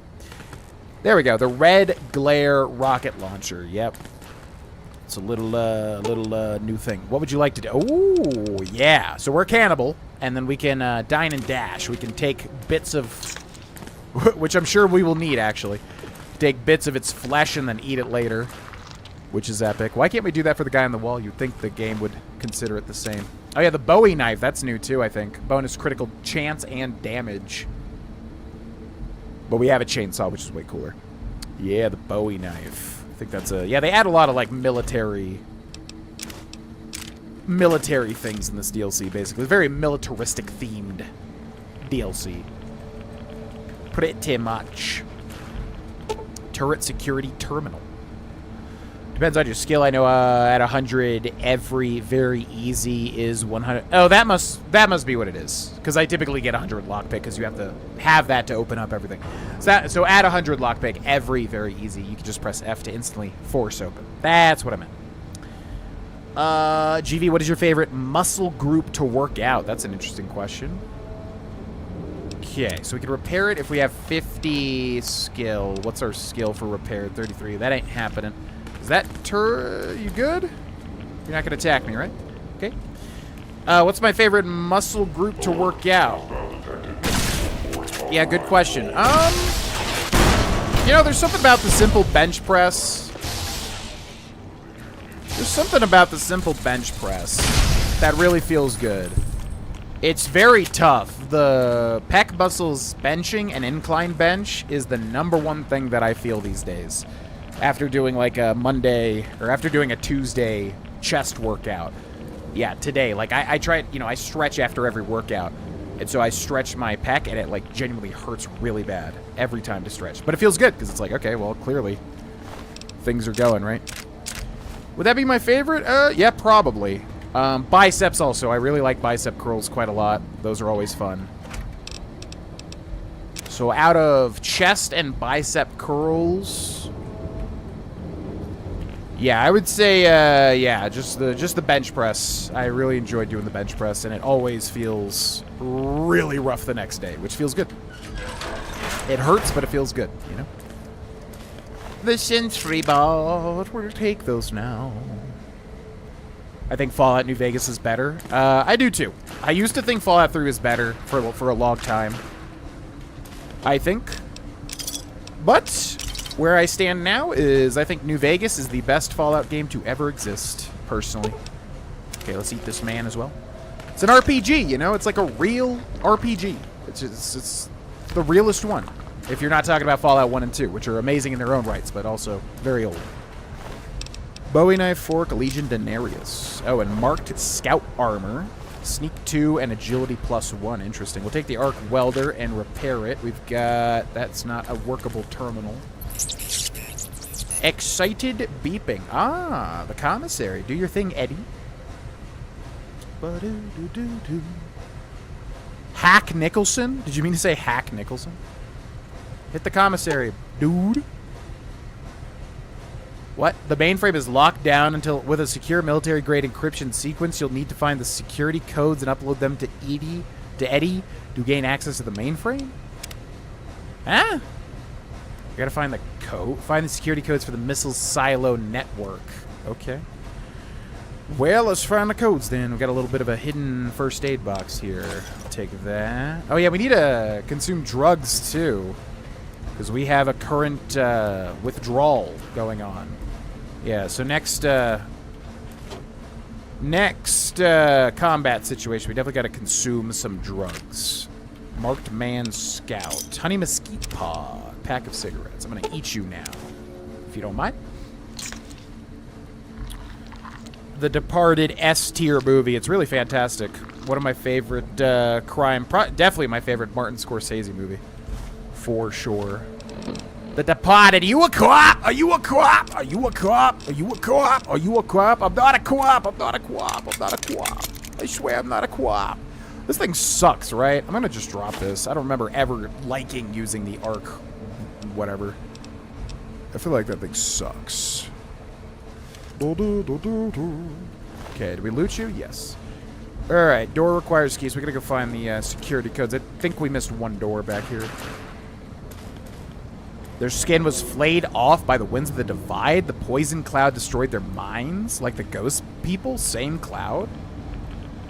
Oh, that went completely over my head. I did not know that. Yeah, I always wondered why they had red skin, but I guess I didn't pick up on what happened.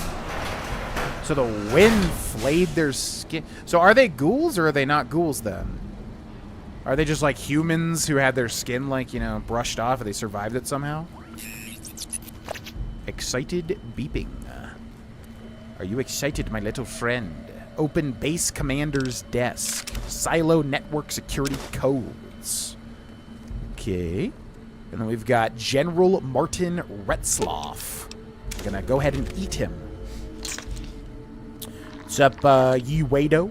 Fallout New Vegas is my favorite too, but I'm not one of those Fallout fans who needs to loudly trash everything Bethesda does. Sure, they get a few lore things wrong, but it's not a huge deal. Yeah. Alright.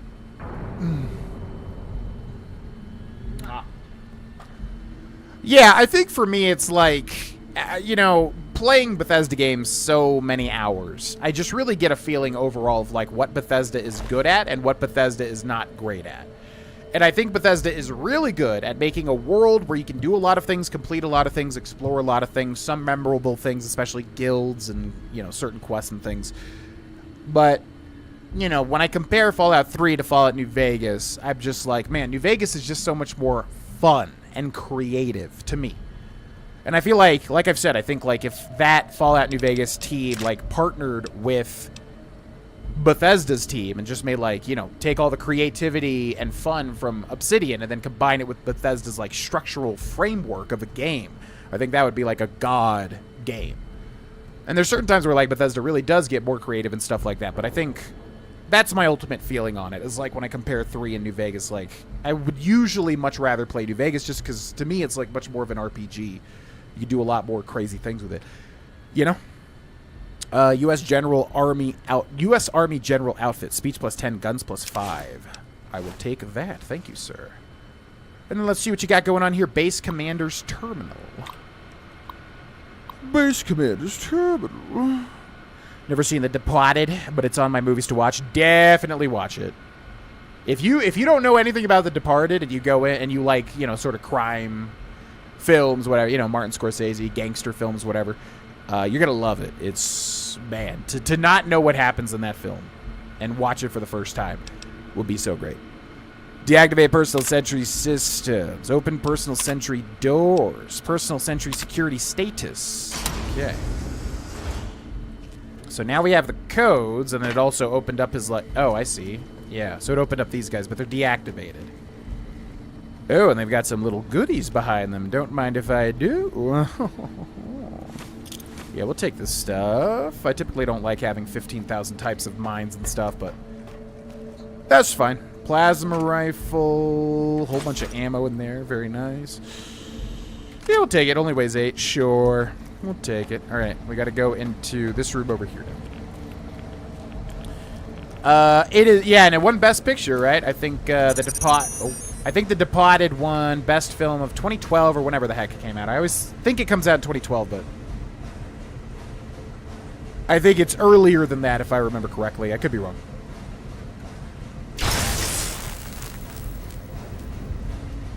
Cool. Activate the mainframe to unlock the silo's exterior doors. You can now access the silo's mainframe. What would you like to do? Open the silo's bunker doors. Oh.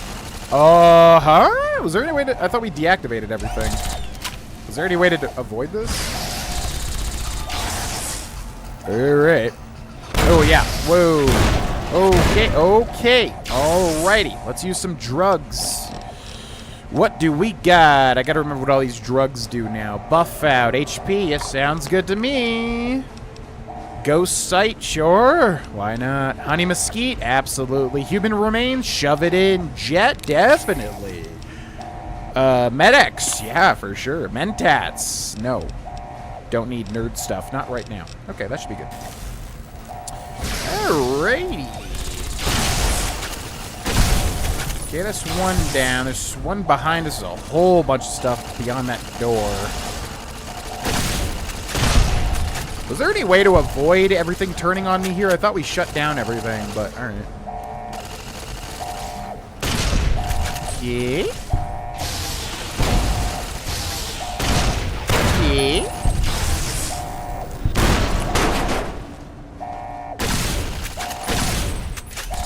Hold on, gotta reload. Wow, we are like invincible right now. What the hell?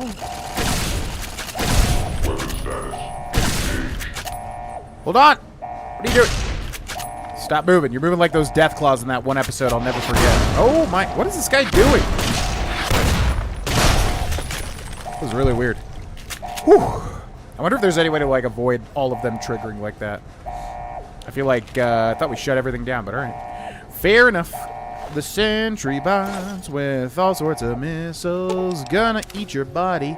It sustains me. They were former NCR Rangers. Oh, that makes so much more sense. Who became ghouls, and since they couldn't die, the wind ripped their skin off. It's based on an Asian story. Oh, The Departed. Wow, I never knew that. Yeah, I really... It's so weird to me, like, because I feel like I have tried to pay attention to the lore with these DLCs in the past, and I still don't know some of the stuff.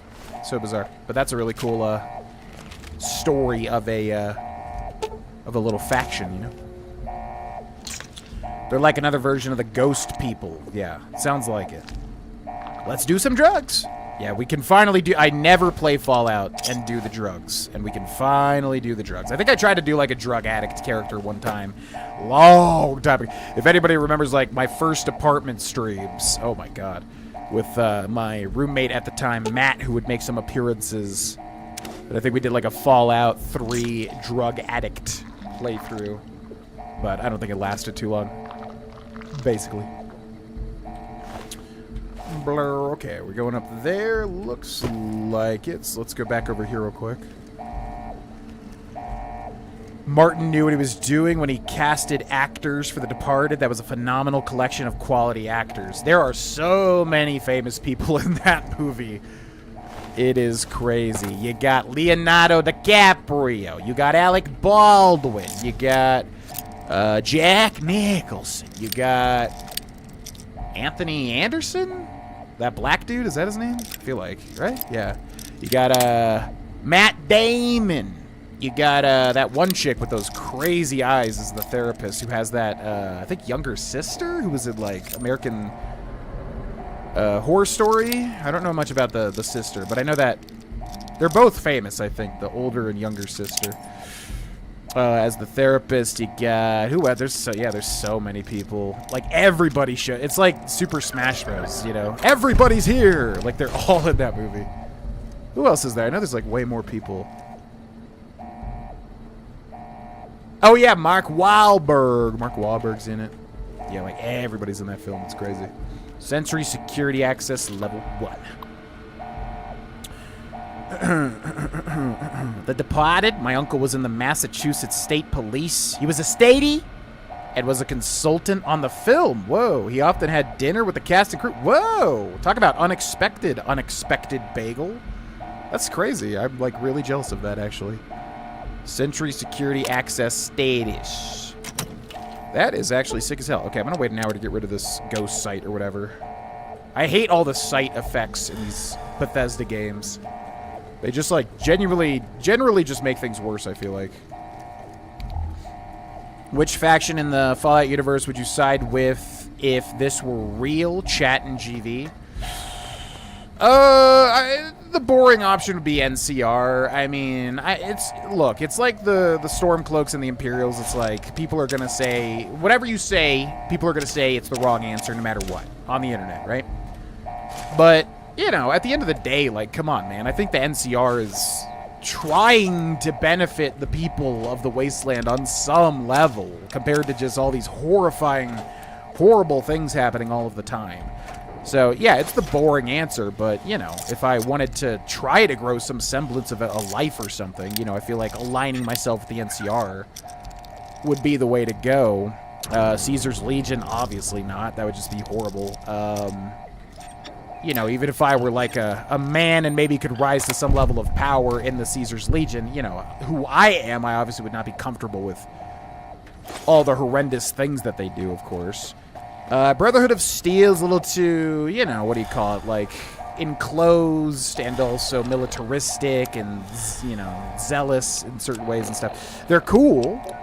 They're definitely cool, but as far as, like, being a part of them, I don't think that would work out too well. What else is there? What else is there? The Minutemen, you know, it's kind of like a small fish in a big pond. You got the Railroad, definitely not, like, interested in... synths, to me, are not just, like, they're people. I mean, if they have, you know, I'm sure my thoughts would change if I played Fallout 4 again. Because it used to be like, bro, they're not people to me. But now, you know, okay, if you're sentient, if you have feelings and all that. There's your signal. I probably would feel Faint, differently. But they're charging ahead like the rest of our brothers, blood in your eyes. Their tales of you walking the Mojave, casting off your disguise, yet you carried that chip, determined to take it to Vegas. Not Geysar. You and that ship deserve each other. 29 fewer coins than other traders have carried. By history's mark. Oh, is that a Judas reference? Oh, you're so edgy, Ulysses. Bring up the Judas reference. Oh, because you got 30 things of silver or whatever, right, for betraying Christ. Your 100% playthrough of New Vegas was the first series of yours that I watched. Well, thank you for watching, Corey. Former Legion, but don't care about affiliation. Oh, the marked men. Interesting. Yo, what's up? Hendrix fan. Glad to hear life is good. Martin Sheen. Yeah, Martin Sheen. Yeah, he was in that too. Yep. I feel like I'm still missing like 3 or 4 actors too. There's so many like famous actors in that film. Really, you know, upper echelon famous. That black dude, for whatever reason, brings me back to when GV accidentally confused Lawrence Fishburne. No, I did not. What? I really did that? Isn't that a meme that people have done? Isn't that a meme? Like Samuel L. Jackson, like people confusing him for Lawrence Fishburne? That happened? Are you serious? That would never, ever in a million years happen now. Like, I consider myself such a cinephile. It's like, I get this from my grandpa. Like, my grandpa knows every actor and how they're connected and who they're related to and all this stuff. I got freaking Lawrence Fishburne confused with Keith David. They're so distinct, especially the voice. Ugh, I'm disgusted by that. When the heck did that happen? That must have been, like, year 1 of my YouTube career. Or 2 or 3. I enjoyed Republic of Dave because it just makes sense. All hail Dave. Yeah, if you're a woman who wants to be a part of the sister wives thing, I guess. That'd be cool. What's up, Logan? Welcome in. How's the weather been out in Sky High? Is it like, is that a thing people call Colorado? I don't even know about that. It's been good. Yeah, we haven't gotten anything too crazy. It's just been pretty typical. A little chilly. Oh, a great COD. Nah, yeah, a bunch of drug users. Yeah, Enclave too evil. We couldn't be able to do it. Same thing with Caesar's Legion. It would just have to be NCR. I mean, ultimately, like they're the only ones that I would be like, okay, yeah, they're flawed. Blah blah. You know, you're gonna get 15 paragraphs of people like the NCR is actually the worst choice because, blah, blah, blah, blah. But ultimately, come on, like we're in the wasteland. Like, let's be real here. The NCR is gonna be a solid choice if you're a decent person.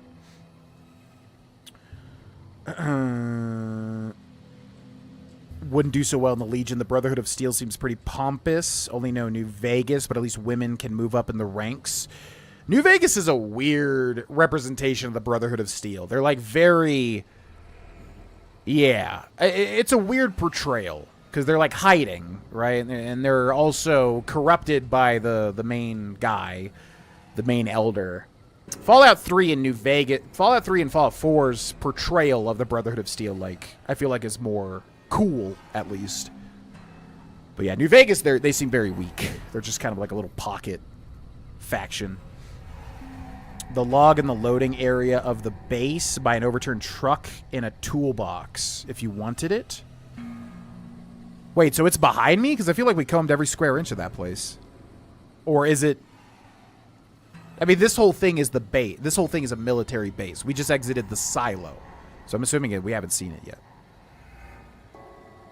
Mr. House. Yeah, honestly, I could see myself working with Mr. House if he, like, you know, made me and my family, like, you know, super duper well off. I honestly think Mr. House is a good choice.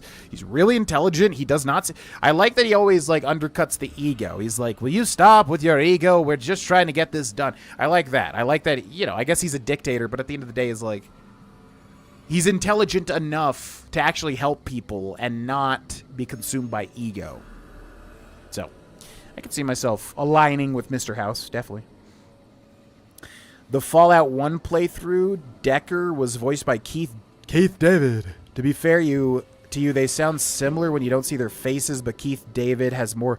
Yeah, I know exactly who Keith David and Lawrence Fishburne... Because at that time, I would have been a big fan of The Matrix, too. I know who Morpheus is and everything. That's crazy to me. There must have been something else going there because I know for a fact I would have been a huge fan of The Matrix at the time. Definitely known who Lawrence Fishburne was. I probably was just getting confused in the moment, I would bet. Because I know Keith David, he talks like this. He has a very unique, distinct voice. I only know the factions from 3. None of them seem that great. What are the 3 factions? There's Brotherhood of Steel. You're kind of like roped into working with them, though. What are the factions in 3? I'm trying to think. I guess the Paradise Falls, like, slavers. I mean, obviously, that's terrible. Am I forgetting? Like, what are the... I mean, Fallout 3 isn't really, like, a faction game. Like, New Vegas is and 4 is, obviously. Yo, what's up?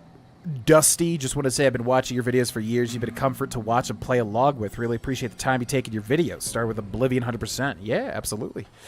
Thank you for watching, Dusty, who just gifted a GV membership.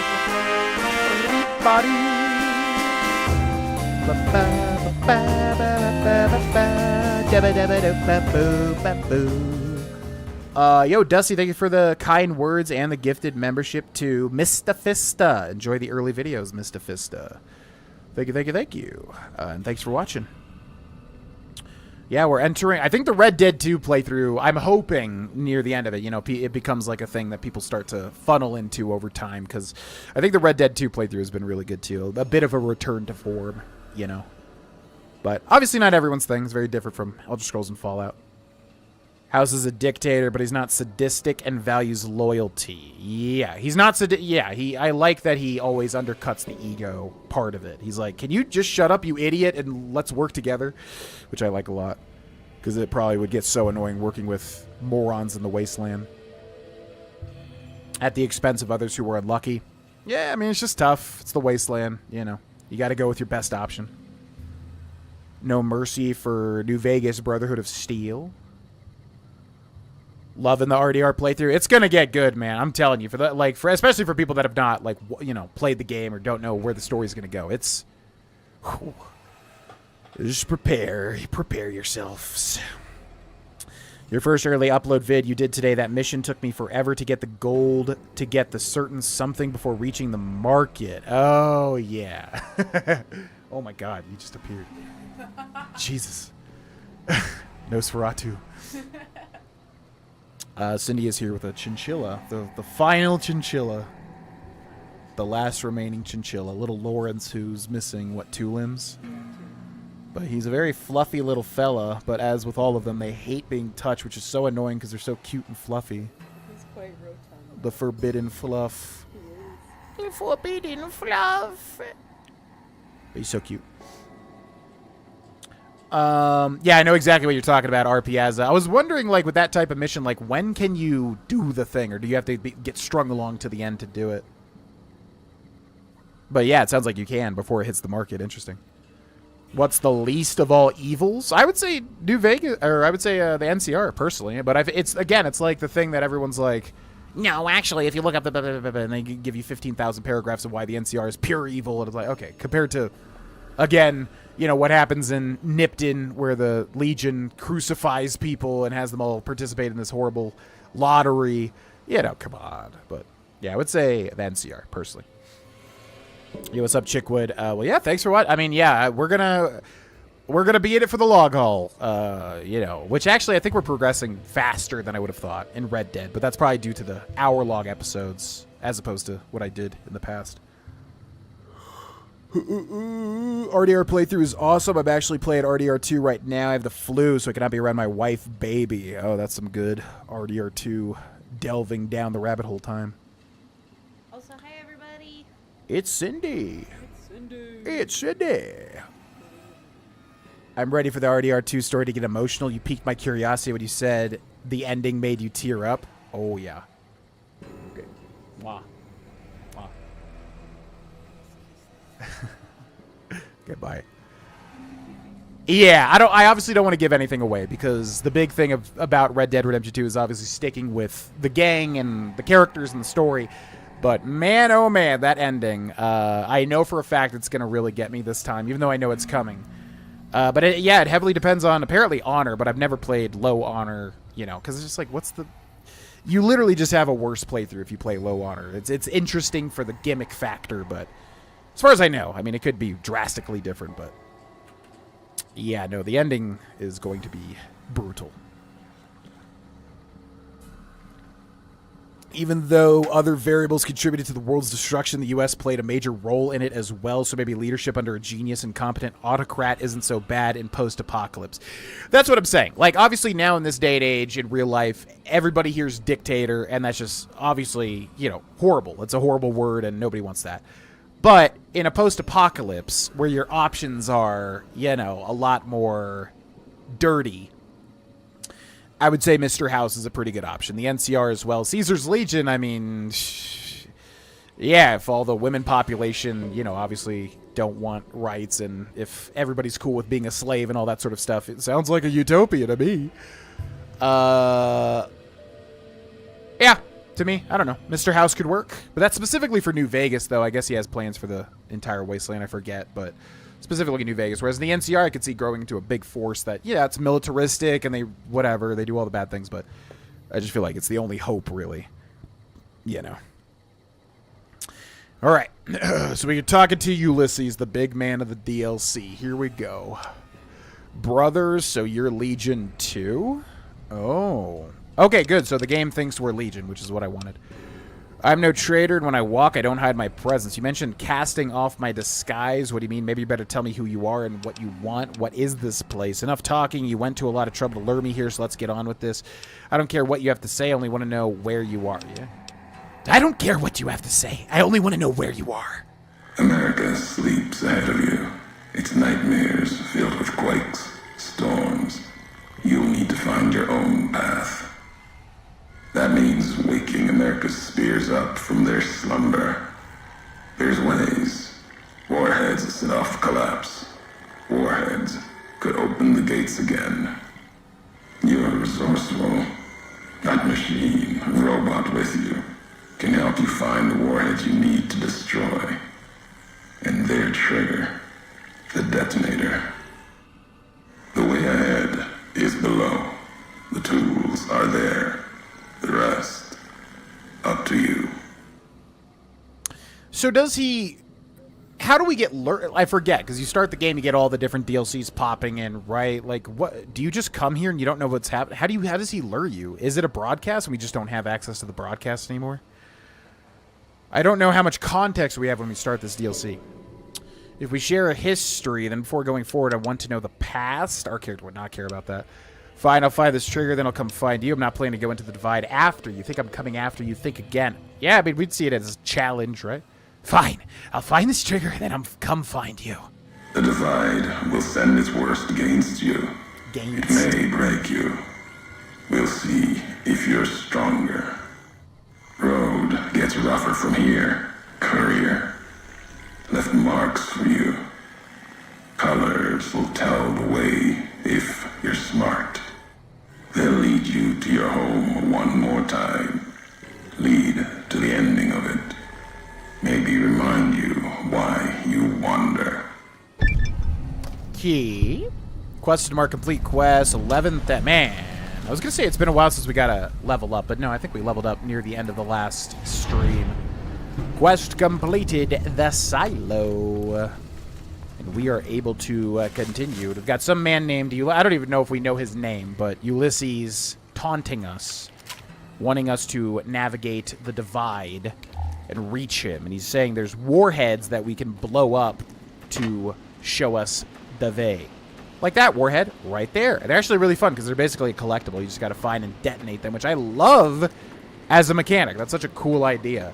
You know, kind of like collectibles, but also they blow up and reveal the path. Like, that's so cool. I liked how linear Lonesome Road was, because I honestly like linearity in games when done well. I never understood the obsession with, like, everything has to be open world all the time.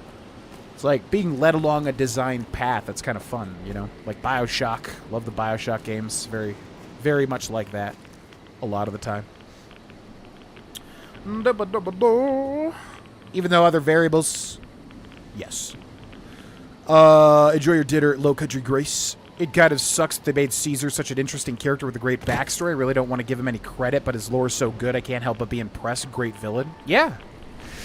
Yeah, exactly. I mean, that's why I like Caesar's Legion. You know, but I feel like I've heard, like, people...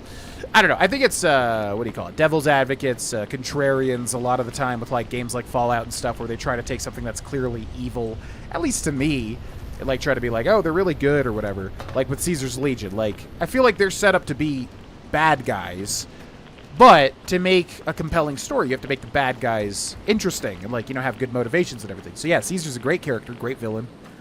But, you know, I think they're set up to be the bad guys. Maybe I don't know the extent of the lore and everything, and if I really looked into it, I could, like, see, like, okay, now I see what you're talking about, blah, blah, blah, but... Cool, yeah, cool faction. Very memorable. Whoa. Oh, I love that alert. What the heck? I forget that exists.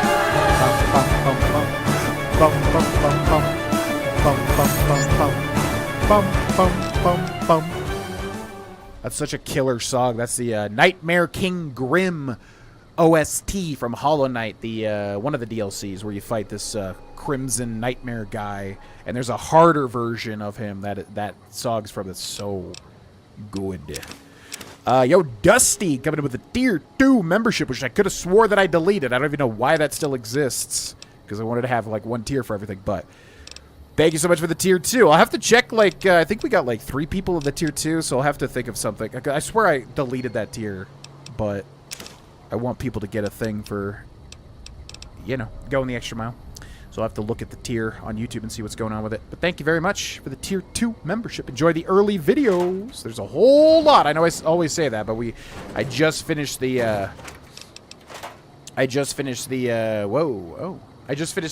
uploads today. Today I finished all the work. So it's all up there currently. That'll slowly trickle out next week.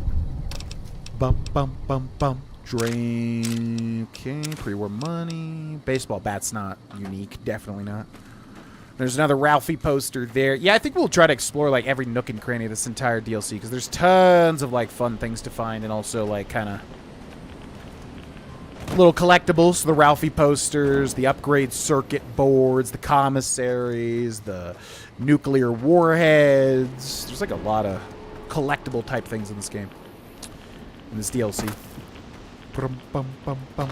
Rum, bum, bum, bum. But I don't know where to go here first. You've discovered Hopeville Missile Base West Entrance. Okay.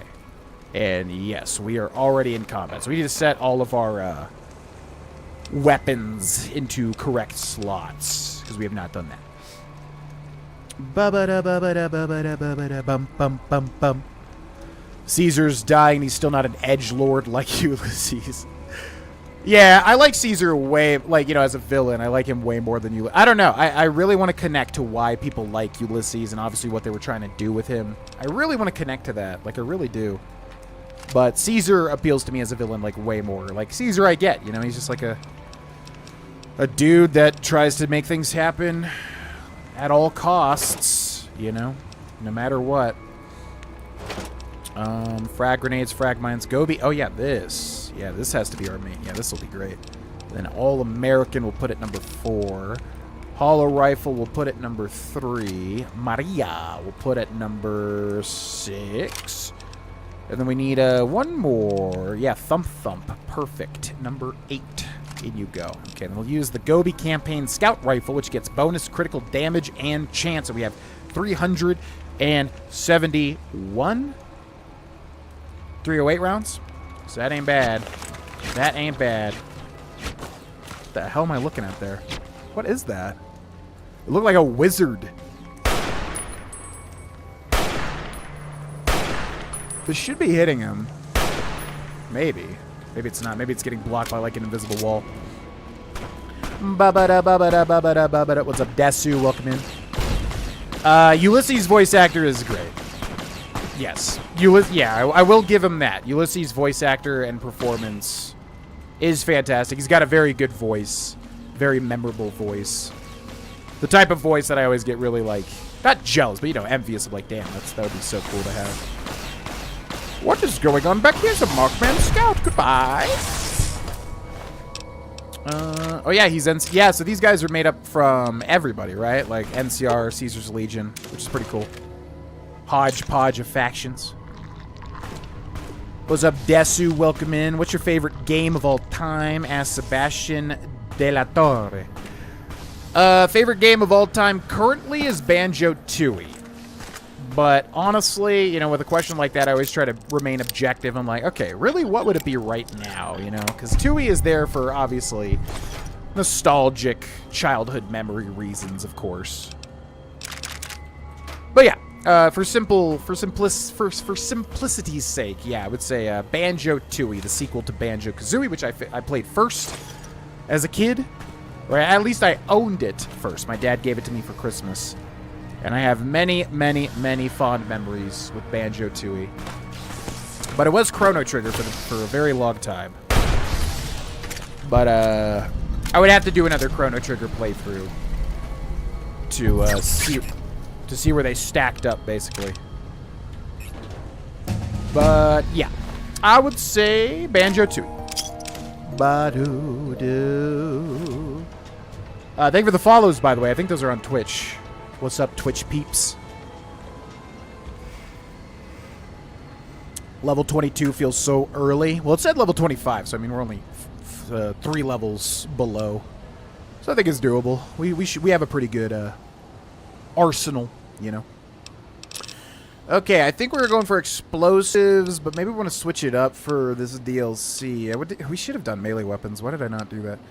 Repair, science, sneak, speech, survival, unarmed. Yeah, right. Yeah, actually, there's a lot of explosives in this DLC, so maybe that'll come in handy somewhere. And then New Vegas is the one where you get a perk every other level, which I always get confused with 3, where you get it every level. Dine and dash. As long as you have enough dynamite, Lonesome Road is possible early. Yeah, dynamite's pretty powerful. But I think we're good with our arsenal here. I like the Legion, but I feel like there wasn't enough content and missions when you're working with them compared to the NCR. Oh, totally. Yeah, there's not. There's not. I mean, that's, you know, one of New Vegas's biggest flaws, I think, is like you can really see where they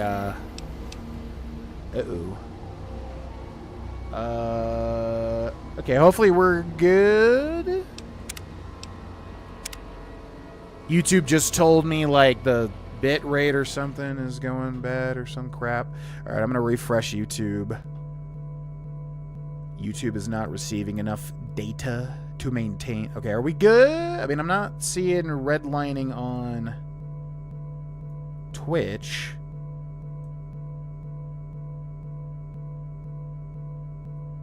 It looks like we're good.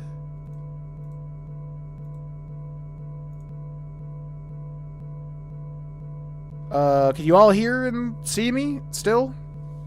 Seems like we're alright, but YouTube is giving me an error. Y'all hear and see me? Hopefully? Hello, hello? Okay, I think we're good. It's telling me excellent connection now, but for a while there it was saying bad connection, so hopefully y'all heard me the entire time. Okay, we're good. Cool. Dun, dun, dun, dun. But yeah, I was saying New Vegas, yeah, unfortunately one of its biggest flaws is that you can tell where certain things were cut and more time was put into other stuff and whatever. They obviously had a very short amount of development time, so it's fine. But yeah, as far as, you know, Caesar's Legion being as fleshed out compared to other factions, unfortunately we didn't really get that. You get a lot of little tiny quests and weird interactions. But it's all good. Missing a lot of chat, so if I miss anything, feel free to repost it, because if I alt-tab, the game will probably crash. Oh yeah, that guy's got a Caesar's Legion thing on him. So yeah, the marked men made up of all sorts of factions, it would seem. Door to Hopeville Missile Base HQ. Ah, okay. Let's go check that out.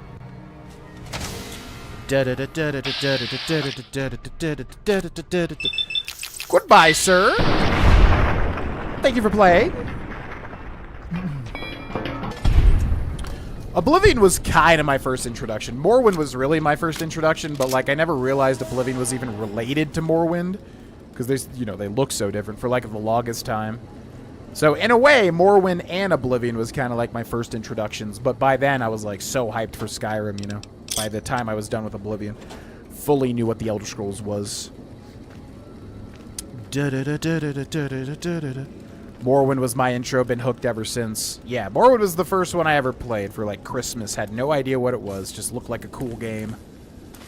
Requested my mother buy it for me for that Christmas, and the rest was history. I bought Upgrade Security Board. You have gained the Camaraderie perk rank 2, allowing Eddie to manufacture small energy cells or microfusion cells once per day. Not bad. Not bad at all. We got a whole lot of stuff going on here. Remember, you gotta check the cabinets, and you gotta check the desk, you gotta check the metal box. Sometimes they will have important stuff, like today's physician. See that? Important thing.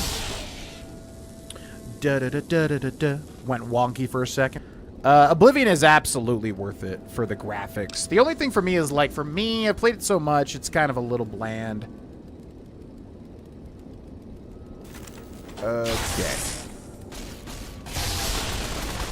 So, once again, I don't know. Okay, we're back again. Okay. I love when the internet just randomly does this. It's so fun. Like, my internet is always perfectly fine, perfectly solid. But then on a stream every now and then. Alright, we should be fine. It is going a little bit in and out, so if you guys see any weirdness, that is what's happening. Hopefully it'll solidify here, though. Hopefully.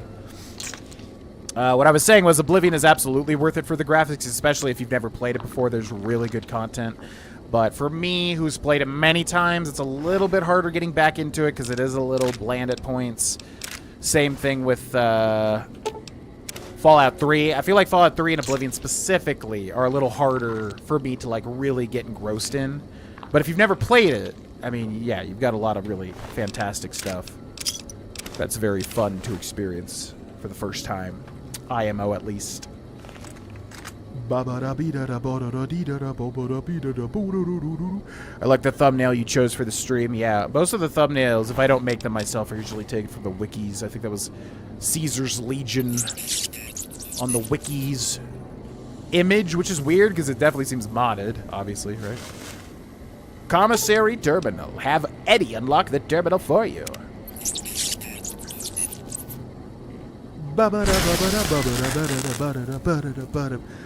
Interstellar just came out on Netflix. Rewatching it for the first time since it came out. What a great movie. Oh my god, Interstellar.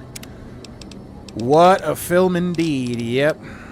Crazy film. I just saw the GIF of like what happens on the first planet. It's been a while since I watched it, but you know what happens on the first planet they go to, and it's freaking insane. That whole segment, obviously. But yeah, Christopher Nolan, right? Crazy. One of his best. I think I liked every single thing about that film except for the ending. I really didn't like with the ending. Felt like it was so kind of. I could see people liking it. I could see what they were going for, but it just was not my thing, man. Not my thing. All right, let's sell these plasma things because we've got too many things currently, and the rifle and the grenade. And we'll get back some decent caps here too, which is great. Don't think there's much we have to sell outside of that, right? I think I did see some cigarettes though, yeah. Pre-war money is always good to transfer over. And ammo, we're good there. Okay, 2,000 caps, not bad. And then what do you got? Satchel charges, riot stuff. Oh, yeah. Oh, that's sick. We don't have enough caps, though. Dang it. Guns and agility. Yeah, it's basically veteran armor, but, you know, Lonesome Road themed. Very cool. Okay, we'll save up money, try to get the riot stuff. Yo, Low Country Grace! Coming in with a gifted Grovan membership landing on Bo K6. Thank you very much, Low Country Grace, for the gifted sub. Enjoy the early videos, Bo K6. I don't know how it works as a member. I think you just go to the videos tab and they should be all there. I do believe. But enjoy the early videos if you so wish. A la Low Country Grace. Thank you very much.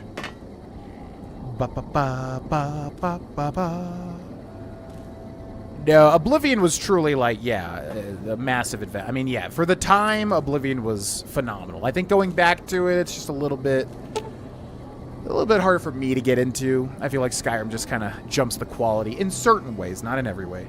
In certain ways. This autodoc is capable of performing a thorough physical exam and curing the patient of all common ailments, radiation sickness, lacerations, broken bones, even chemical addictions. Even chemical addictions. Whoa. So are we not addicted anymore? Wow, they just give you this for free? Holy moly. Resident Evil says, the game I'm really looking forward to this year is Kingdom Come Deliverance 2. So far from what I've seen, it looks like they're going to fix the jankiness of the first game and improved on the original in every way. Nice, yeah. I don't know too much about it. I mean, I'm interested in it. I don't know too much about what they're going to do with it.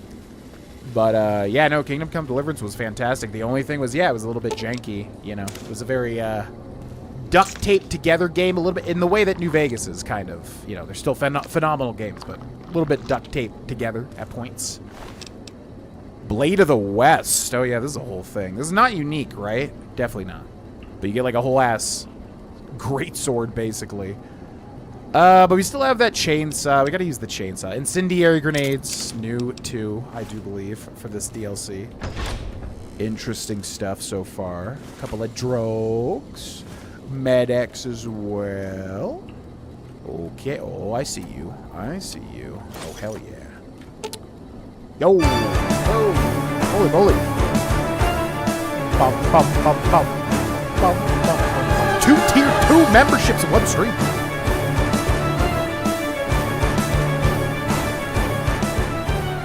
Such a good song. Love Hollow Knight. I'm so overdue for a Hollow Knight playthrough again. Yo, Chef Goulet. Thank you very much for the upgraded Tier 2 membership. I'm gonna try to figure out something to do for the Tier 2, because I definitely went through and deleted it. I definitely did. I remember doing that, but I guess YouTube just didn't save it or something. So, there's currently no extra perks for Tier 2, but I will try to figure out something. But I know that's not why y'all are doing it. But thank you very much for the Tier 2 membership. Oblivion mods. Maybe only something like Nerim. You know, we tried Nerim, but I don't know. I couldn't really get that much into it. I'm sure it's fantastic. It's the prequel to Enderal, which I love to death. So maybe something like Nerim. We could probably do that at some point. Which we tried in the past. Bum, bum, bum, bum. What's up, Can? Welcome in. Thank you again, Chef Goulet and Low Country Grace, for the Tier 2 and the gifted membership. Thank you very much. Okay. So now Eddie can do a whole lot of things. What is this stuff? Oh. Hey, is that an Armco portable reloading bench built into you? That'll be handy. Okay. That's an impressive multi-tool suite you've got. I bet I could make all sorts of stuff with that. Man, don't make me be mean to Eddie. Eddie's so cool, man. I don't want to be mean to him. I need some... Oh, yeah, you can make... smaller. I think we're using microfusion cells for the hollow rifle, right? I need some microfusion cells. Can you make me some? Good job, my dude. Good job. And then we need to switch to a weapon that needs repair, because he can repair once a day. So what do we got? That's low. Wow. Everything's pretty good, except for the All-American. So we'll repair the All-American. It is a unique weapon. The Blade of the West? Don't you get multiple of those in this DLC? You know, if you strip out the plasma relays on those energy cells, you can make flamer fuel. Yeah, they gave this guy everything. They gave this this companion everything in this DLC, which I kind of like. It's like endgame, you know. Might as well give you some cool stuff. Remove the safety catches on those microfusion cells, and you can turn them into satchel charges. Yeah. Can you repair my weapon? You can do so many things, Eddie. Oh my god. Yeah, you just repaired it from like below half to I think like 3/4 or so. The game I can't wait for is the future game of the year, releasing in Fallout. Barring no setbacks. Been 9 years in the making. Gonna be so epic. Releasing in fall. What game? Yeah, I was gonna say Fallout. What? Working my way through your Oblivion 100%, and though the quests look cool and conducive to role-playing, I don't feel super tempted to play it myself. I think that's the thing for me is, like, there's not a lot of role-play. I mean, you have to do all the role-play on your end, you know? Because, like, Oblivion typically gives you, like, one dialogue option a lot of the time, which is just like, yeah, let's keep going. So as far as, like, dialogue role-play, I feel like Oblivion is not great at all. But you can obviously, you know, use the player homes and roleplay yourself and all that sort of thing, which you kind of have to do. But yeah, that's a major part. I think I basically evolved over time to, like, really wanting more roleplay elements, which is why I'm gravitating more to games like New Vegas and Baldur's Gate 3, stuff like that, where you can, like, really make a character and be that character, which is why everybody loved Baldur's Gate 3. And again, with Bethesda's design philosophy, I feel like they're really good at certain things, but as far as the roleplay element, not really. I feel like Skyrim takes it up a bit of a notch than Oblivion does. But Oblivion excels in other places. The guilds, the quests, obviously. Ba-ba-da-ba-ba-da-ba-ba-da-ba. Goodbye. Okay, thank you, Eddie. Appreciate it. Great help. Alright, fire hose box. Not much going on there. We got a bucket, nothing in there. We got a toilet with just nasty diarrhea. Just sitting in there. Disgusting. Gross.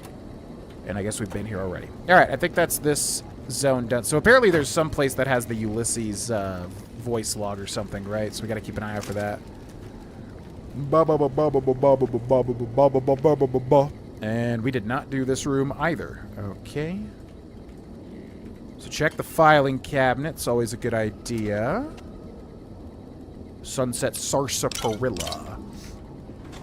Bum, bum, bum, bum. GV thoughts on Christopher Nolan's The Prestige. I actually just watched that. Funny you ask. Yeah, funny you ask that. I literally, I think I saw like a thing pop up on Reddit, and I was like, oh yeah, that movie. I should rewatch that. Because Christopher Nolan is pretty much my favorite director. He's up there. Tarantino, Nolan, they're really up there. But yeah, I just watched The Prestige. Fantastic film. Fantastic. I think the first time I watched it, I didn't like it as much because I just was never that interested in magic. you know? The whole thing is based around magic, but upon rewatch, a fantastic film. A little out there in terms of, like, plot and twists, because I feel like Nolan's typically very, like, grounded.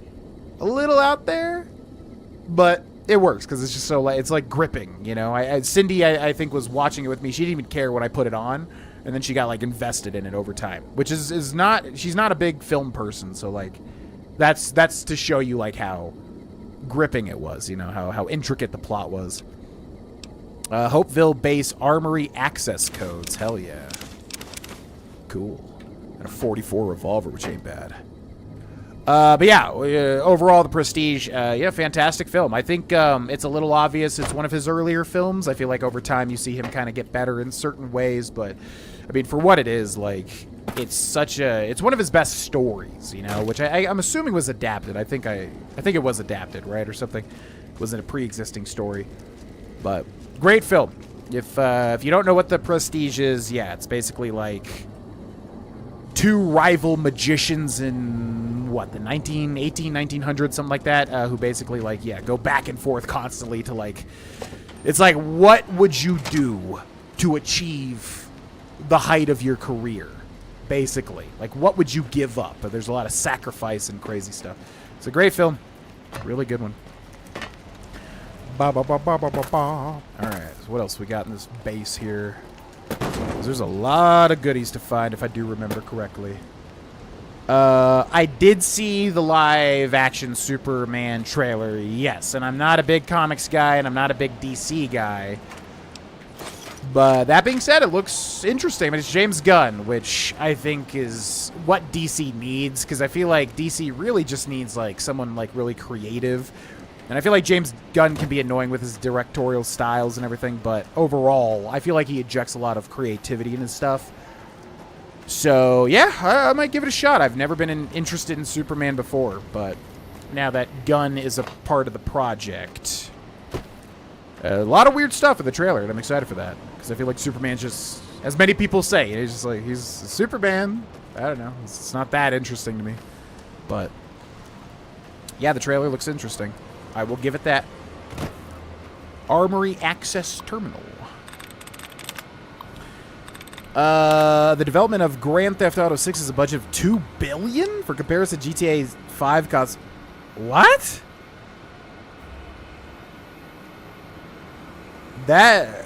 Is that accurate? $2 billion? Is that the highest ever? That's gotta be the highest ever for any game ever, right? Easily.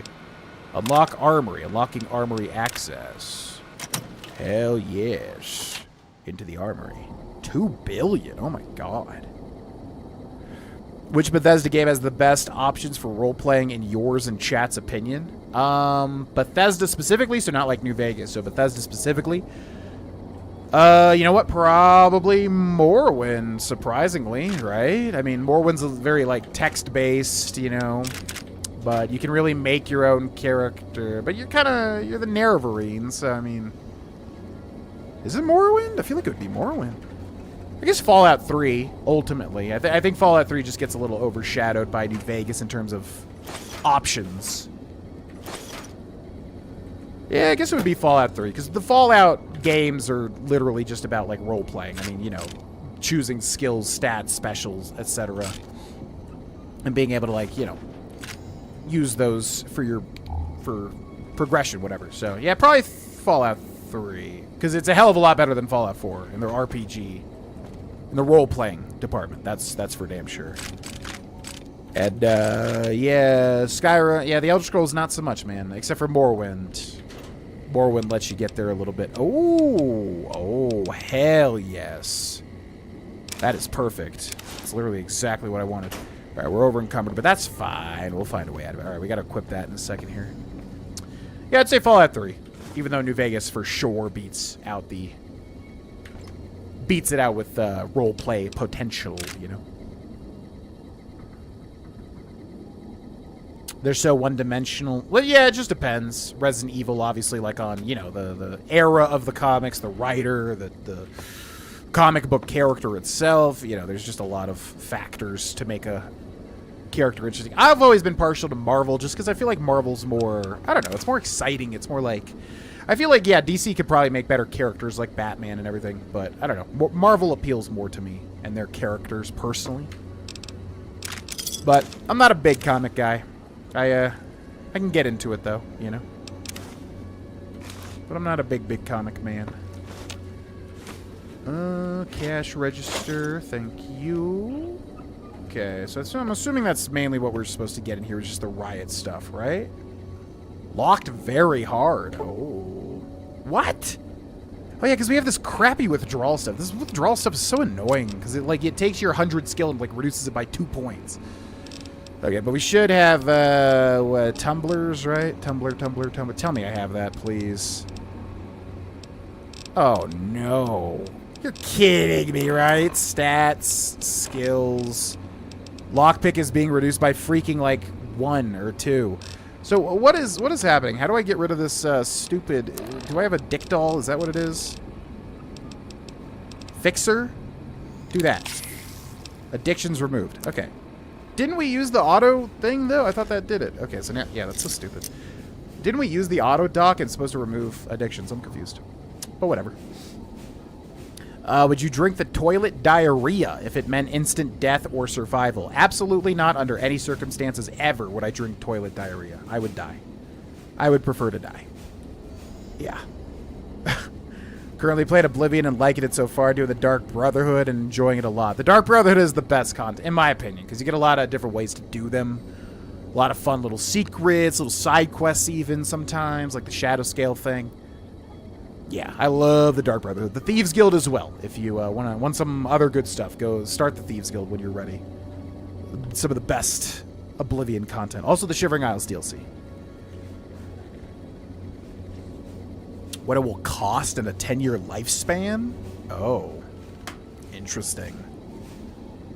500. No, 2 billion is like that's insane. That's not even touched by anything else, I would think. Yeah, GTA 5 made 800 million in one day. 1 billion within the first 3. That is insane. Oh my god. 150 for the bit? No, that would be so stupid. They're dead. Oh god, I hope they don't do that.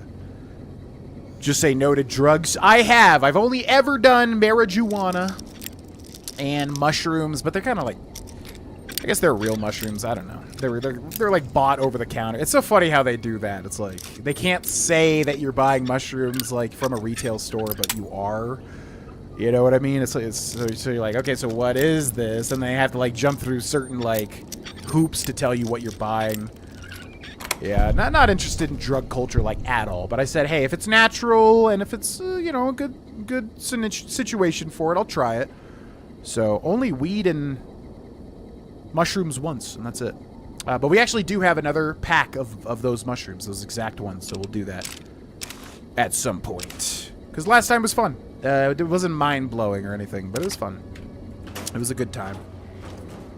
But it wasn't anything like I've heard about where you're like, your whole perception has changed, and you're just like a different person, man, and your ego, I experienced ego death, man. It was nothing like that. I just felt very, very high. Okay. Alright, we gotta get our inventory set here now.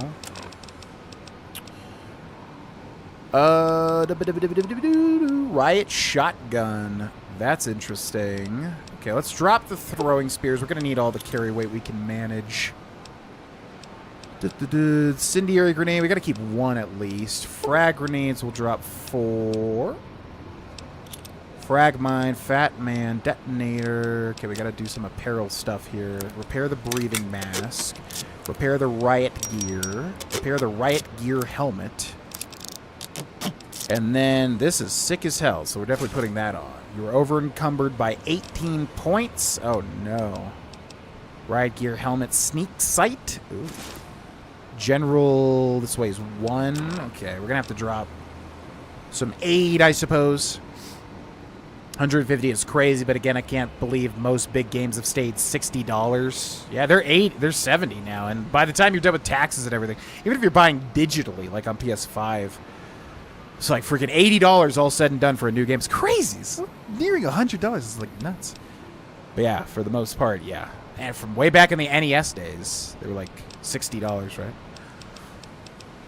What? Oh, how much do these weigh? 16 pounds of human remains. Okay, let's just chomp all of that down.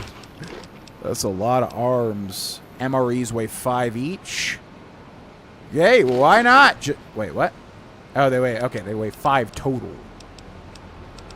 Nuka-Cola Quartz. Low light vision, DT plus 3, HP plus 4, Rads plus 8. Oh, that's a decent buff.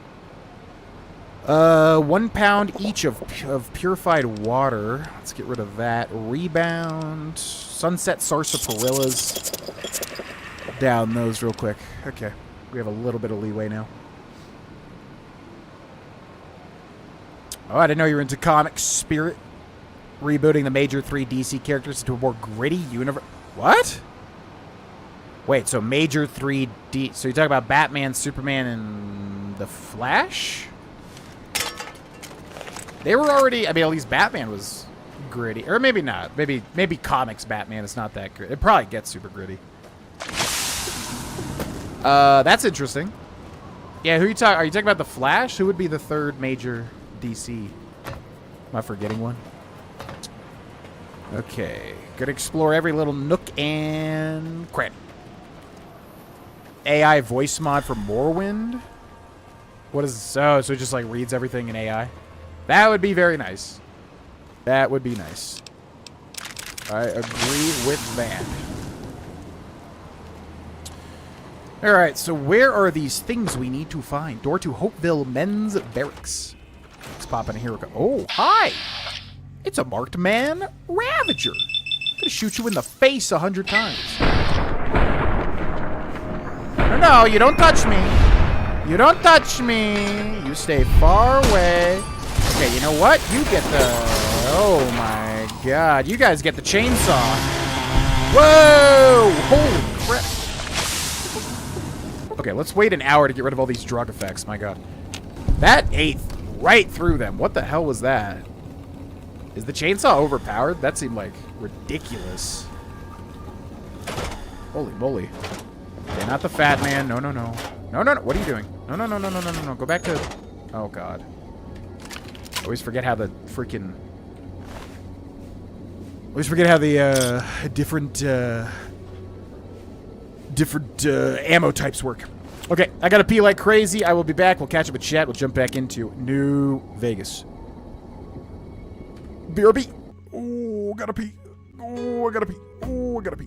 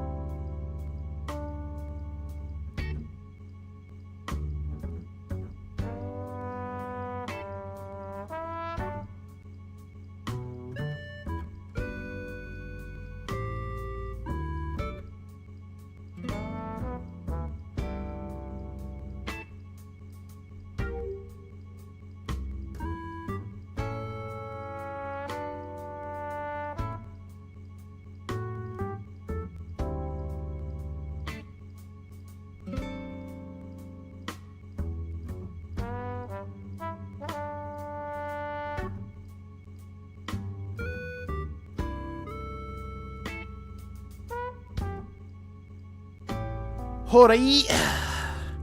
And we're back. But man, I really want to play Animal Crossing again. This music is making me want to play Animal Crossing. Whew.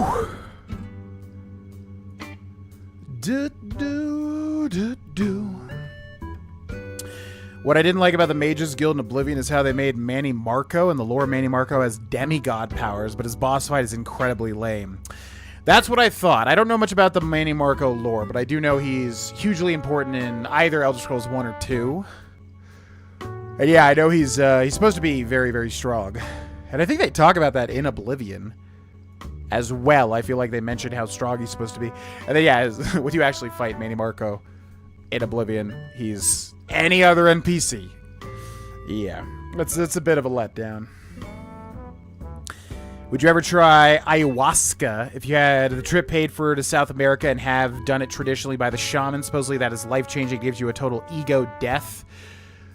I think that's getting a little too far from me. You know, I'm somebody that tries to stay grounded and feel good through natural thing. And obviously ayahuasca you say is natural, of course, and like,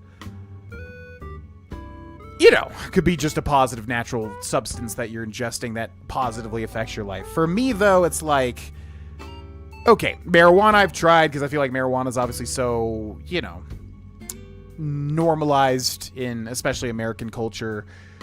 So it's like, whatever. And then mushrooms, you know, I feel like it's just an extension of that, which gives you just a little more crazy things, whatever. Ayahuasca, yeah, going into like South America, into the rainforest or whatever the heck, and then having a shaman give you a substance.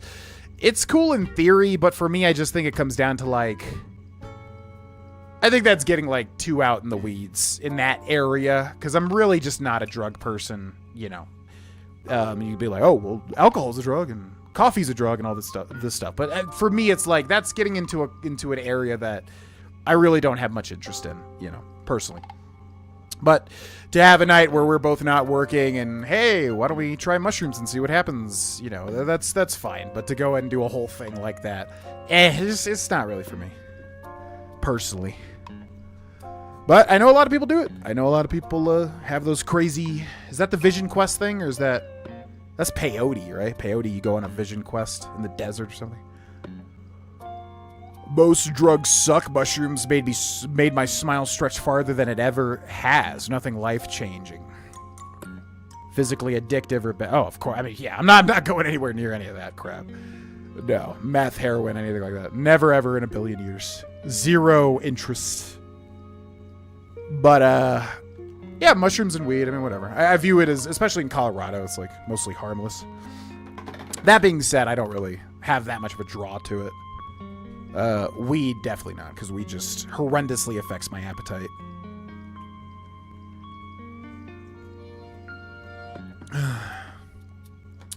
Arms go down better with a bottle of sarsaparilla. I love actual sarsaparilla root beer type stuff in real life. I would love to try a real sunset sarsaparilla. There's a lot of reading and more. It's very text heavy, yeah. Which I like, because it gets really in depth, but it's a lot of text. Not the lore guy. No, I try, but I really have to be connected. You know, like Baldur's Gate 3, I'll probably get really connected to it, because I find the world so mystical and fantastical.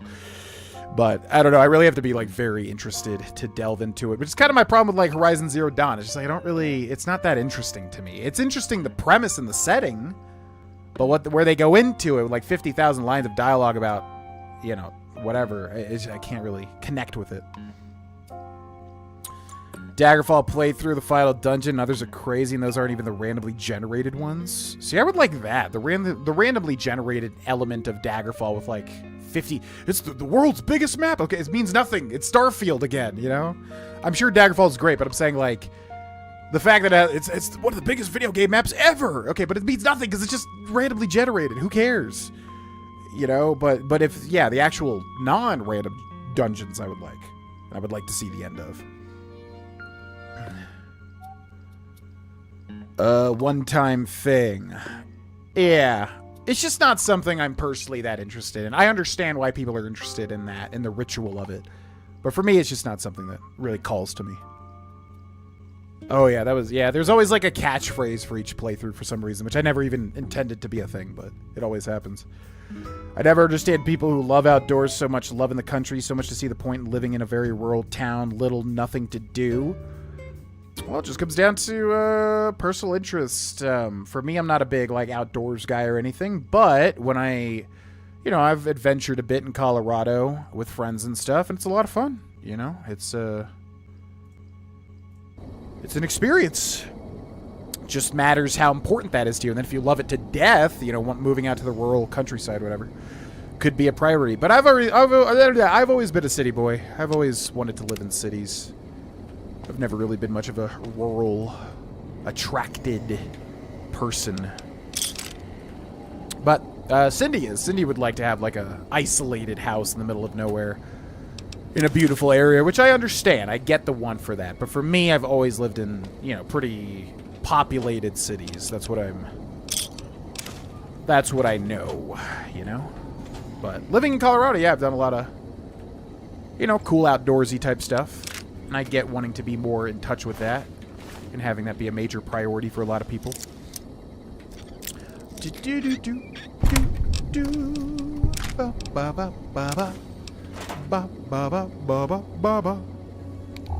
Ooh, that's a lot of MREs. Steve MRE must have been here.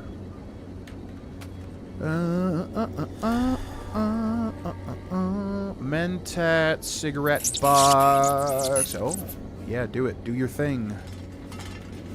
Do your thing, Eddie. Open up the commissary. That's my robot. Okay, so I mean, this is all the same stuff, right? It's not going to really change, I don't think. Also, whoa, did we look at these mods? We might, yeah. I mean, it's all the same commissary. That's literally what the thing said at the beginning. Also, I wanted to show you, this is what our character looks like now. It's basically the veteran armor, which is one of my favorite armor sets ever in any game. But it's like a riot version.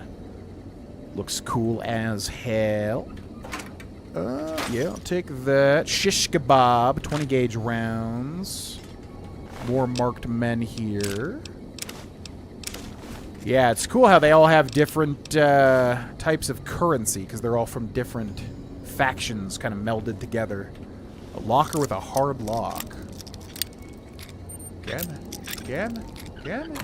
There you go. U.S. Army combat armor.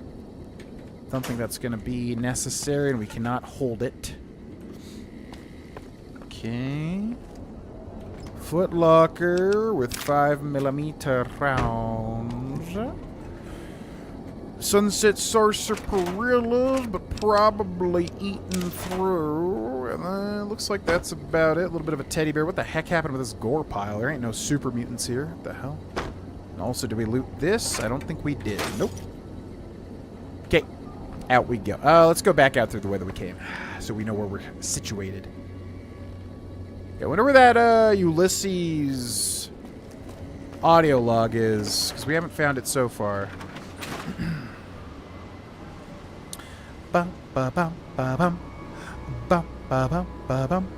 Elder Scrolls lore is great, but it's also hard to follow because it's all over the dang place. The god pantheons in it, and they're almost as confusing as Tolkien's universe. I try my best. That's the vibe that I get. Yeah, because, like, I'm definitely not the lore guy with the Elder Scrolls, which is weird. I mean, all the surface-level lore, of course. You know, the Daedric Princes, the Aedra. All the really interesting stuff that's easy to get into. All that stuff I really like. But, yeah, you start getting into the crazy stuff, like all the, the stuff that's barely mentioned. At least not nearly as much. And I have no idea about any of that stuff. And I get the vibe that it would be very, like, all over the place. I get that vibe. Because Bethesda really does not put that in the forefront a lot of the time. Which means, like, you have to do a lot of supplementary reading to figure out what the hell's going on. But, yeah, it's just one of those things where I don't really have an access point into it. Ironically, as I have a lore book behind me, but don't know much about it, unfortunately. What's up, dude? Enjoy the radiation as your skin crisply burns off, even more so since you're a marked man. Where's my Gobi campaign? Is that 4? That's 5. Yeah, because this is my favorite weapon in the game, I'm pretty sure. The Gobi Campaign Scout Rifle. Reveal thyself, marked man.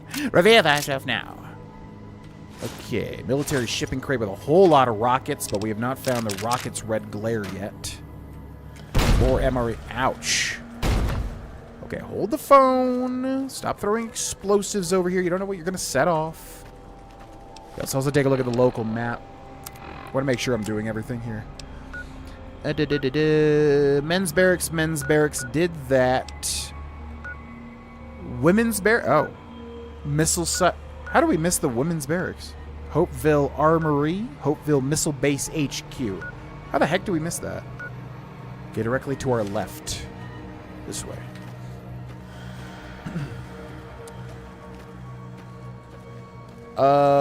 Yo, what's up, cheesy bread? I just wanted to say that I love your videos and I've been binging your Skyrim 100%, and I just wanted you to know that I appreciate you so much. I appreciate you. Thanks for watching. I have always viewed doing this job as kind of a mutual thing, you know? If people are watching, having a good time, it's basically same side, you know, different side of the same coin, right? So thanks for watching.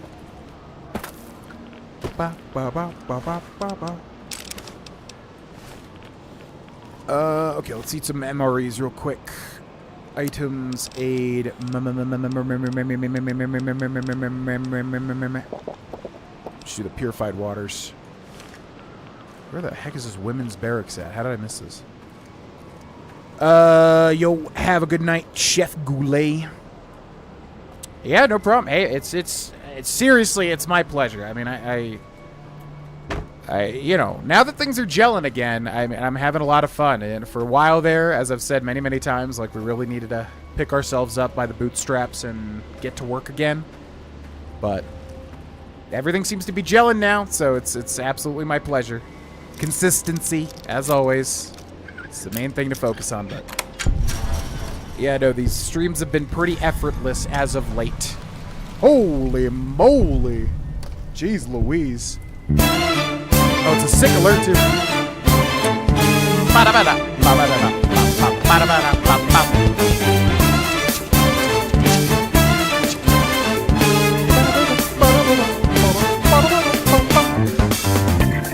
run it through. Hold up.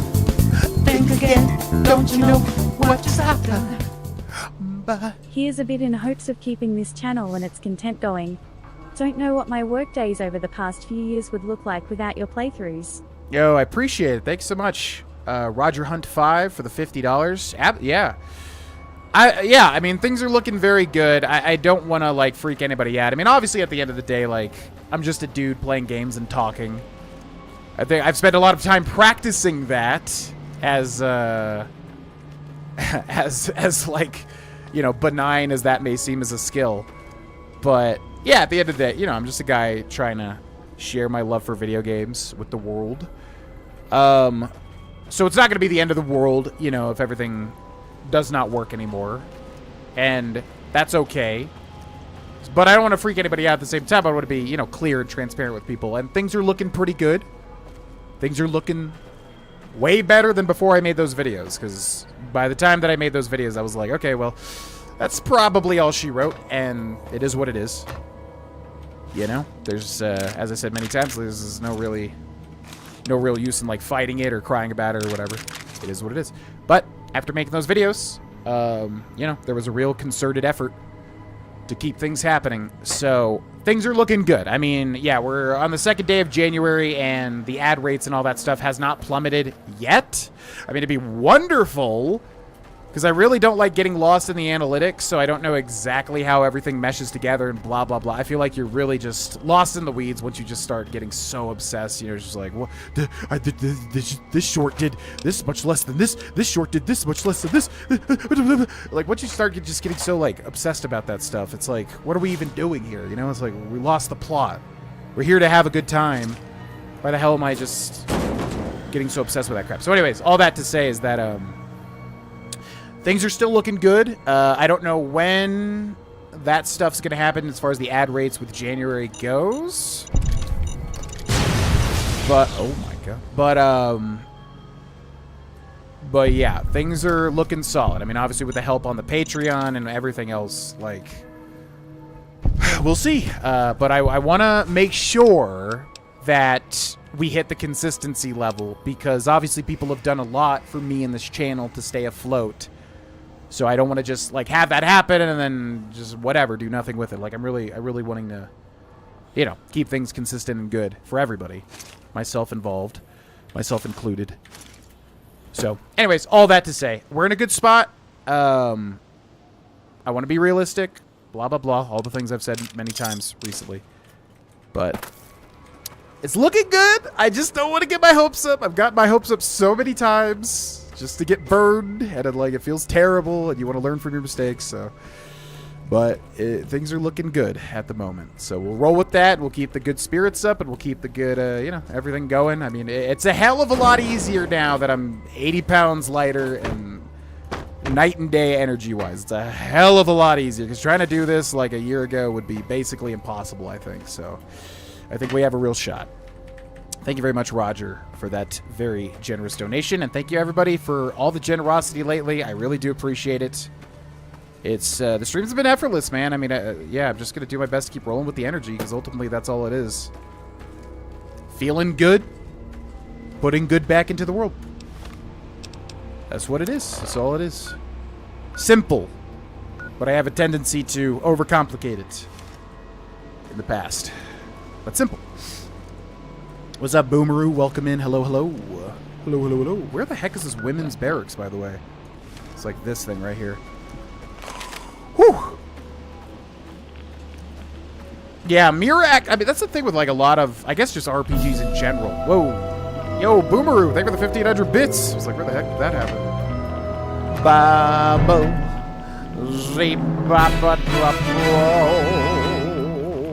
Yo, thank you guys very much. Oh, you need the nuke thing. This is an intact nuclear warhead. If what Ulysses said is true, the laser detonator in Hopeville should be able to trigger these to explode. Okay, so we got to trigger that to get into that. I see. Yo, thank you very much, Boomeroo. Appreciate it, yo. Thank you. Feel free to repost the chat, by the way, because I went on that whole spiel and missed a lot of chat. And try to get to everything. It's like an obsessive compulsion to make sure I don't miss a single line of chat. But at a certain point, it's just not doable. You have to let things go. I think that's what Dead Money was trying to tell us. You have to let certain lines of chat go. Ultimately, that's what it comes down to. It's not the. What does he say? It's not talking to chat that's the hard part. Just let it go. Yeah, I hope you've been well, Boomeroo. Some I peruse, but some are really good little reads. Yeah, I get into it certain times, like Halo. I actually read a lot of Halo books way back in the day. They were actually really good from what I remember, too. Like, I think that was one of those things like the Disney stuff where, like, they get purged and they're like, they're not canon anymore and all that crap.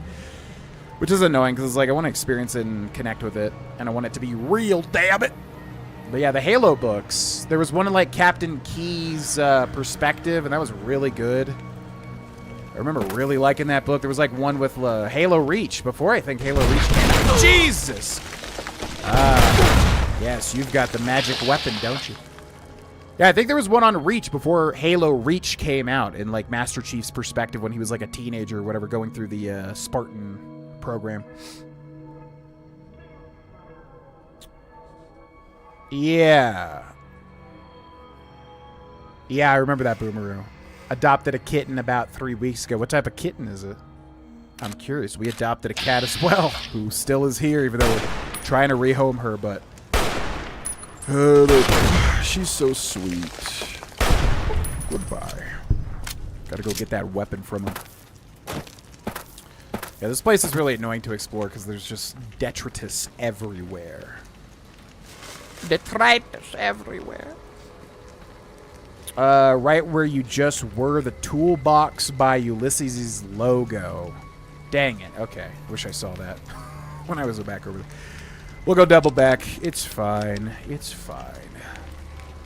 We'll get all the things. I would kind of like to 100% this DLC. I really do like it. This DLC is meant to be kind of savored. You know. Auto inject. Ooh, lots of stuff. Let's sleep for an hour. If you were locked into a room, tied to a chair, and was playing Skibidi Toilet on repeat, how long will it take you to go insane? I don't know, man.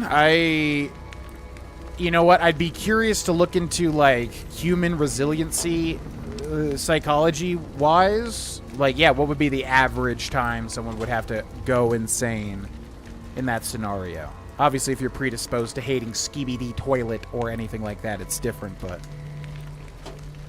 as far as me, I really don't know. I don't know how long I would, like, take to break mentally in, like, a scenario where that sort of situation's happening. Everybody wants to think you'd be able to outlast it for forever, but I really don't know. It's a tough question. Now, Skibidi Biden. Now, that's where it's about. That's where it's at. Domestic short-haired gray boy. Our son named him Bruce because he loves Batman. I can send you a bit. Yeah, definitely. Yeah, we do have a Discord. If you want to post it there, or yeah, just send me a pic wherever. I would love to see him. Yeah, there's another Blade of the West. Okay. Eddie is beeping, which means something is here, but what? What is here? We got the red glare, but now we're over encumbered again. Gosh dang it. Skibidi Biden! Skibidi, skibidi, Biden, Biden! What are you talking about, my question? I answered what you asked. Basically. Playing games well and talking better than most. There is a level of, like, difficulty that comes with, yeah, commentating, chatting with people, describing what you're doing, playing the game decently well. That's the biggest thing is, like, you know, I don't consider myself a god gamer, obviously, or anything like that, but, like, you know, a lot of people, it's easy to watch a Let's Play and just think, like, oh, they're playing like I would play. But, you know, they happen to be talking, but they don't connect that you're playing and talking. So they just think, like, why would you make that mistake? Are you stupid? It's like, bro, my brain is, like, going down these 3 routes.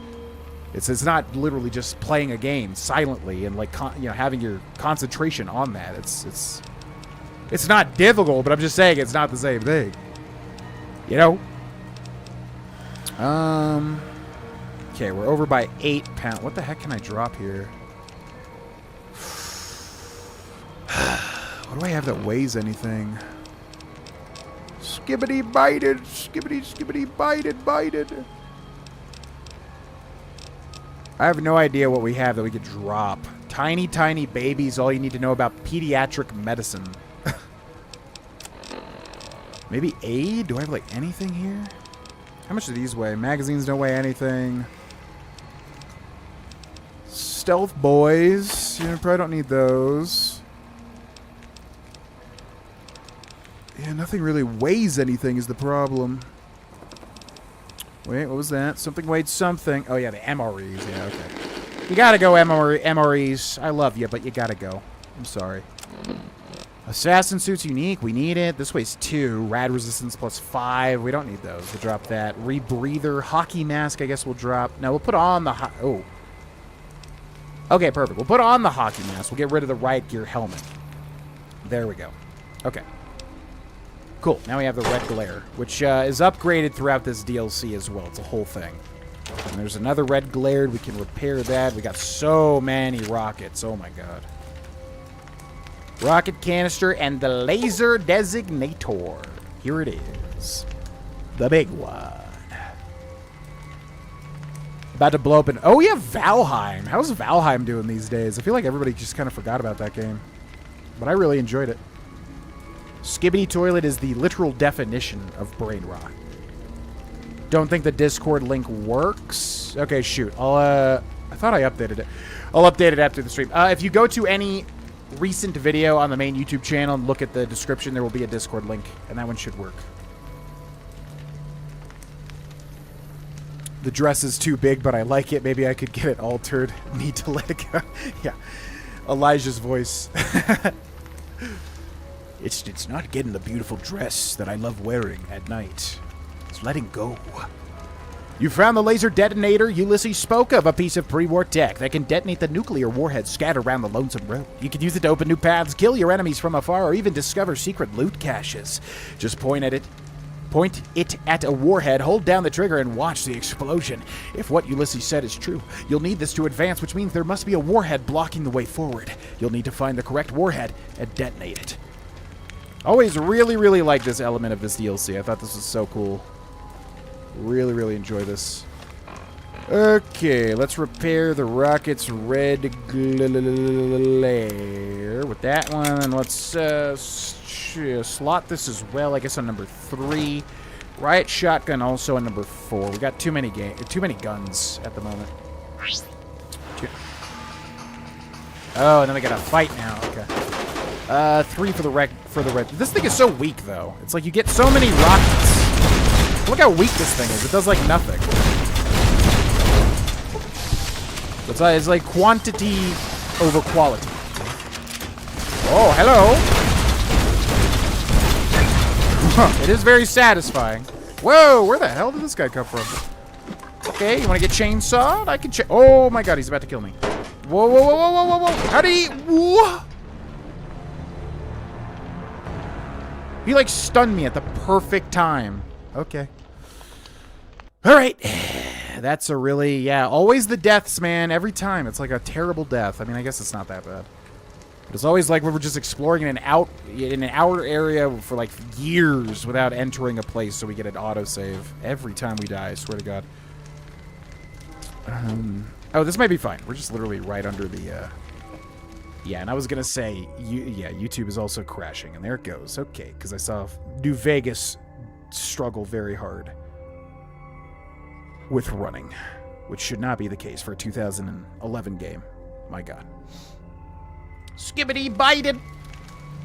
I'm missing tons of chat, by the way, so again, feel free to repost it if you would like.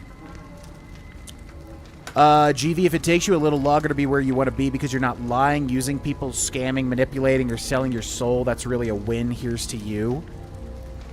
Well, thank you. I think, yeah, the current environment of content creation, as I've talked about, is vastly different.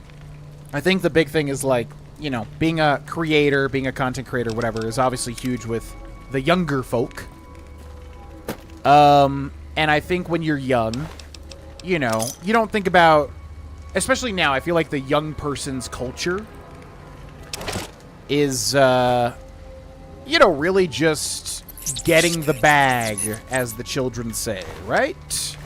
By the way, I feel like I'm coming off as, like, judgmental or something. I'm not. I'm saying, like, I feel like in, you know, like a late teens, early 20s person these days, it's very important to, like, succeed. More so in a lot of ways than a lot in the past, if that makes sense. So anyways, what I'm trying to say is, like, everyone's an influencer now. Everyone's making content. Everybody has to be going up against each other all the time. I think it creates for just this culture, TikTok culture, where it's not so much about what you're producing, it's more so about, you know, did it succeed at the end of the day in the algorithm, whatever, blah, blah, blah.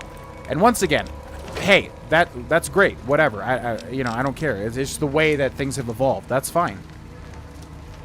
But, so it's just weird being like somebody that's, you know, a veteran, whatever you want to call it, you know, somebody that's been doing this in the early days of, like, YouTube content creation, at least somewhat. I mean, the real early days is, like, 2008, 2010, whatever. But I started, you know, 2012 to 15, around that time. So what I'm trying to say here is, like, it's weird, like, doing it since then and navigating kind of how things have changed now. It's like a weird... It's just different. It's just, the culture is entirely different as far as producing content goes. All that to say, yeah, I'm trying to remain with a level of authenticity because it's important to me, and as I grow older and older, it's more and more important. You know, it never used to be that important. You know, I thought about it just as, like, I'm an entertainer. I got to entertain for, like, the longest time. But now, as I grow older and older, it's more and more important to be authentic and feel like I'm being authentic. So does that hurt or help me? I don't know. I think authenticity does go a long way with folks. But again, you're competing against so many people now that all know how to game the system, you know, how the algorithm works, how to, like, you know, push videos out. You got to be doing this. You got to be running all these different social accounts that all go to the same type of website, Blue Sky, Twitter. It's all the same garbage, just like different names. Yeah, it's just such a different thing, which is fine. But I'm just saying, where'd you go, buddy? Where did you? This guy like spawns on top of you, by the way. Where the heck did this guy go? So yeah, all that to say, remaining with some level of authenticity is important to me, but I feel like, yeah, in certain ways it can hurt you sometimes. 4, 3, 2, 1. Yeah. But it depends on how you manifest it. You know, if I didn't make so many mistakes, you know, it probably would have really manifested in a very good way. But yeah, it's all just learning the game. Sweet. Nice, Boomeroo. We'll check it out. Yeah, sorry I'm missing so many chat. There's a lot happening, especially in the game right now. Whew. Well, I appreciate it, y'all. Yeah, I don't think playing video games takes any real level of skill, but I do think I'm good at it. You know, I think, as I've always said, I think my biggest weakness is consistency, but I think as far as, like, playing a video game, explaining things, whatever, I think I'm good at that. But yeah, it's, obviously a little harder to do these days compared to other types of content. You know. Game's getting more difficult because we will talk less and yell more. Yeah, and I'll get overwhelmed a lot. Like, it's especially like Red Dead Redemption 2 when there's like 15,000 buttons you got to remember. You know, because yeah, you're in Saint Denis and you just want to get on your horse and you literally press the wrong button and now a nuke is dropped on Saint Denis. Yeah, I get overwhelmed very easily at points, but I think it's important to, like, you got to remember to just, like, take a step back, calm down. You're here to have fun. But yeah, I've practiced it a lot. I mean, I've been doing it so long, but it's still always, like, challenging at points, definitely. Okay, let's check all back here, because I see a Ralphie poster. That's 3 out of 20. Got a Doomster here as well.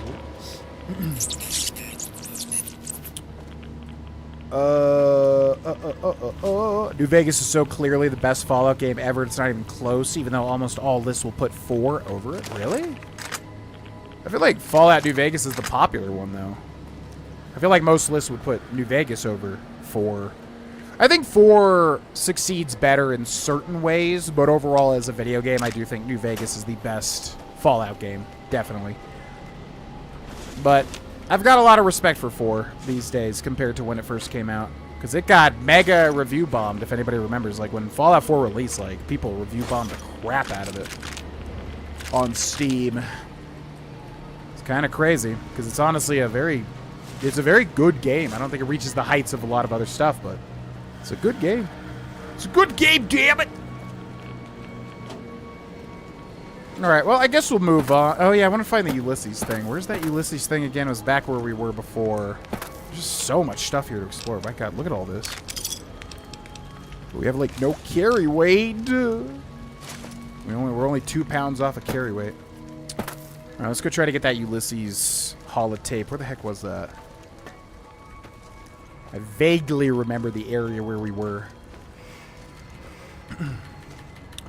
They released new regions and bosses and a bunch of other stuff. It's good. Just been in early access. Wait, which game is this? Oh, Valheim. Yeah, Valheim. Yeah, I always really liked that game, actually, but I just fell out of it, you know? Yo, Pestilent Fellow. Oh, my God, what is happening tonight? The boys are out tonight.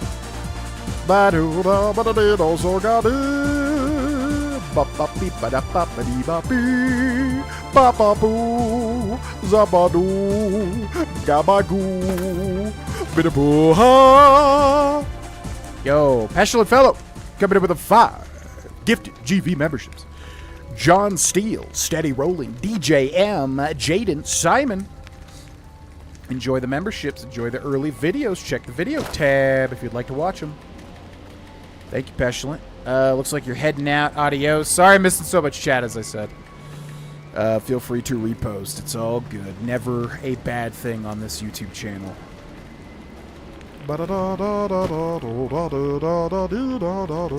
Thank you so much. Passionately. Have a good night. Okay, we got the laser designator, which detonates warheads and uses MF breeder, although actually no ammo, I do believe. So we'll put that on number 8. And this is always very satisfying because now you got to get away and just hold it for 1,000 years.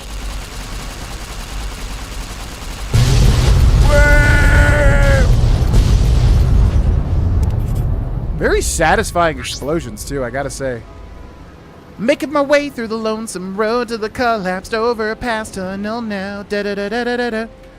But there's one more that we gotta find that leads to the women's barracks. Where the heck am I? Making my way downtown. Can I fast travel to these? Oh, that makes it so much easier.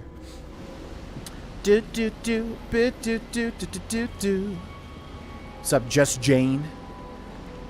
Yay for the real dude. You can save your game to load. Wait, what can you do with it? What are you talking about, Wavy J? Yeah, I don't want to come off as like, you know, for a little bit of time, I was like kind of bitter about how the world was turning in terms of content creation, all that sort of thing. But, you know, I think at a certain point you got to realize like, hey man, that's the way the world's going. There's no reason to be bitter or whatever about it because it's just like you'll just be an old man yelling at the clouds, which nobody wants to be. You want to be, you know, you want to be emotionally detached from that sort of situation. You want to understand it as just the way that the world has gone. And that's okay. But yeah, the only point I was trying to make was that obviously the content creation landscape has changed drastically, mainly due to just literally everybody doing it, especially with COVID starting, everybody home, everybody buying out all of the streaming materials and everything like that. So it's just a vastly different landscape. So trying to be somebody that's trying to make stuff, you know, as an extension of myself, who I really am, especially with the Let's Play format that is very, very outdated, you know, it's more challenging than ever, is my point. Basically. Da-da-da-da-da-da-do. The loading area is located southeast of the entrance to the Hopeville Missile Silo Bunker, fenced off by a gate. It's marked as Hopeville Missile Base Loading Station. How did we miss this place? Okay, we should be able to find it. It's probably that little unmarked blip over there. But let's check out the women's barracks first. Ba-da-da-dee-dee-dee-doo. And I miss you. Ba-da-da-dee-dee-dee-doo. Fallout 4's story was okay-ish, writing wasn't good, characters not very good, quests not very good, very fetch-based, dialogue system sucked, but what redeemed it is the combat was great.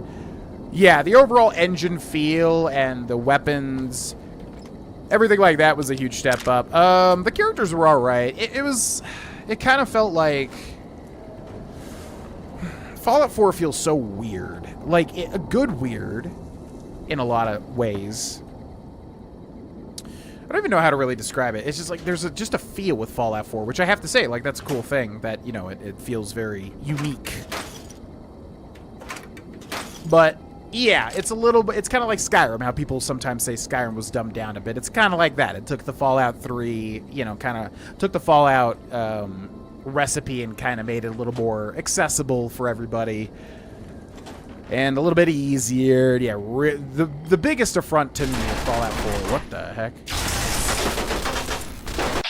The biggest affront to me with Fallout 4 is simply the dialogue system. I vehemently hate that they took away the Fallout 3 and New Vegas system, and 1 and 2 for that matter, and made it into the Fallout 4 system. I hate that so much. That is such a transgression against Fallout, in my opinion. But outside of that, I do think Fallout 4 is a very good game. I mean, there's a lot of fun content, you know, as far as a video game goes. It's a lot of fun. There's a lot of fun things to do, and yeah, the combat and everything, there's a lot of, you know, really weird things you can do and whatever. So, I like Fallout 4, but if we're talking about the spirit of Fallout, I don't think it's been topped since New Vegas, personally. But maybe with Fallout 5. Damaged shipping crate. Oh. Got a little unique name there. And also these guys kind of bamboozle you a little bit. Watching the first stream and this one, there's a drastic change I see in you, and it isn't just physical. What first stream do you mean? But thank you. Yeah, no, I agree. I mean, I'm not going to be humble about it. Like, I've put a lot of work in. A lot of work. I think I can afford to be, like, not humble for a second. I know it's the cool thing to be humble and be like, well, you know, whatever, we try our best. I put a lot of freaking work in, okay? Like, today's workout, like, by the end, when I got out of that freaking gym, I was freaking exhausted. Like, I've put in work, and I'm proud of it. If I could afford myself a moment of non-humbleness. Bubba-da-bubba-da-ba. What's up, Janice? Welcome in. Oh, I was just asking what first streamer you're referring to, Boomeroo. You can hotkey the red glare rockets and equip them to the detonator? What? Wait, is that intended? Wait, how do you do that? You can hotkey the... So, like, the ammo? I feel like I've heard about this, yeah. So they'd just be called rockets, right? Rockets. So I can hotkey these? Uh-oh. Okay, what's on 6? Maria? Wait. It's not letting me do it. I don't know if this has been patched. Because it won't, like, it won't slot it. Oh, first streaming this from Mavericks. Yeah, it's... Yeah, I'm really happy with the amount of time. Like, it feels fast. Like, it feels like, yeah, I was able to achieve a good amount of progress in a short amount of time, which feels good. But, I mean, that's not important. You want to pace yourself. You want to focus on, hey, I'm doing good things for myself. And that feels good. But, that being said, yeah, I do feel like it was a good last half of a year. You know what I mean? Fallout 4 playthrough. I definitely... Oh, you mean the new content. Oh, I'm surprised. Yeah, because that was some cool stuff. But it's very different. It's definitely not for everybody. I like that Bethesda removed the voiced player character in Starfield, but I just wish Starfield was good. Yeah, it's too boring. Said it time and time again. Just a boring game. Not a lot of soul. To your own horn, hell yeah. The game's story is pretty important. I like Fallout 4. It's just... I don't know. It doesn't punch you in the face as much as Fallout New Vegas does. Fallout New Vegas, playing it for the first time, was like, yeah, man. 4 had some cool story elements, but I don't know. It just didn't feel as impactful. Fallout 4 is my favorite Fallout game, and gameplay-wise, I think New Vegas obviously has an objectively better story and stronger dialogue. Before is a lot of fun. Yeah, exactly. I know, I totally agree. I think Fallout 4 is a lot. Fallout 4 is probably the most fun game as a video game. Fallout 4 is probably the best. Narrative and story, which is obviously hugely important for Fallout fans, is better in other iterations, though. I love Lord of the Rings. The Lord of the Rings trilogy is my favorite film of all time, if you consider it one film. Yeah, I can't believe they changed that's so just, again, it's like blasphemy to me, man. It's like, you level up your skills, the skills affect dialogue. You get things like Child at Heart, which it's so fun to, like, see pop up, like, ooh, I get to do Child at Heart. And they're like, they just, nah, screw all that. Sarcasm, no, yes, more info. Like, why would you do that? That's so frustrating to me, man. Gamer rage. Maybe select the red glare? Okay, I'm not really understanding how the... Okay, so red glare is already hotkeyed on 3, 4, 8. Oh, no, it's not hotkeyed. Okay, so wait. So you hotkey the red glare, and then what? You take the laser designator out? Okay, I'm saving before... I feel like this is literally about to break our game. Greyjoy, leave your sister alone. You know she's going to go ballistic. Okay, then what? You press... You shoot and press 8? You press 8 and then shoot? I don't know mechanically how this is supposed to work.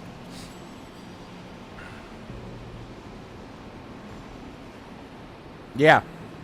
Yeah, I would love if Elder Scrolls took on the Fallout dialogue system. That'd be so fun. Imagine being like... you know, it doesn't have the same sort of skills, but still, you know, like you're talking to a blacksmith and he's like, oh, it's a two-handed thing. You wouldn't know about it. It's like, oh, I have two-handed at 30. Okay, give me like this cool weapon or something. You know, that'd be so much fun. I love the Fallout dialogue system. I don't know if it would fit with Elder Scrolls perfectly, but yeah, to take that away is just like baffling to me. I really am like not understanding at all why they would do that. Yeah, they might have patched it. I don't know. I don't understand mechanically what's supposed to be happening, so I can't figure it out. Oh yeah, New Vegas is amazing. It's the true role-play Fallout game, you know? It's the Fallout game you want to play when you want to play a character. It just is. I tried to do it in 4. It's just kind of hard. It's kind of hard because that built-in dialogue, you know?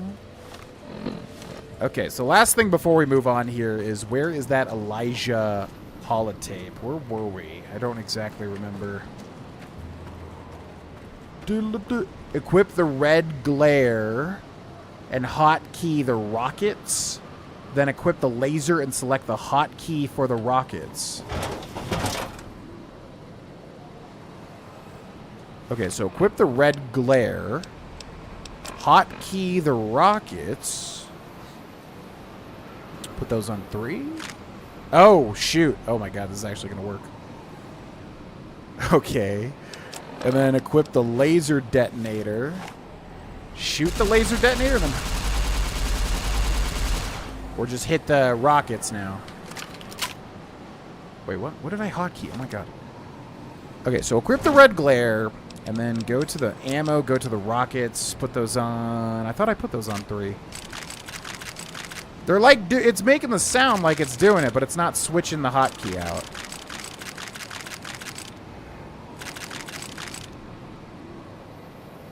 Equip the laser, select the hotkey for the rock.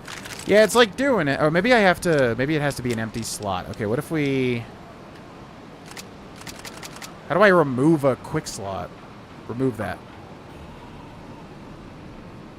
I feel like it has to be like an empty quick slot because they're all slotted. How do you remove a quick slot? I don't even know. Remove.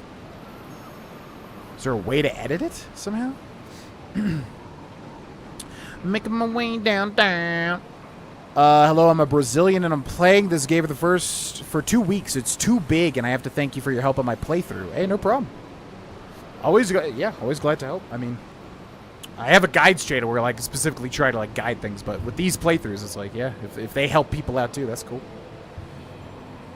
Dialogue options in Skyrim are a little generic and mostly questions. The ones in Fallout give your character a lot of personality. Yeah, exactly. It's just not the same thing. I would love an Elder Scrolls that really dove into, you know, Baldur's Gate level dialogue. Like I said, I don't think that's going to happen. They have a formula.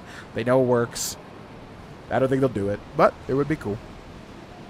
Get the red glare out, and then the rockets will be highlighted to hotkey. Get the red glare out.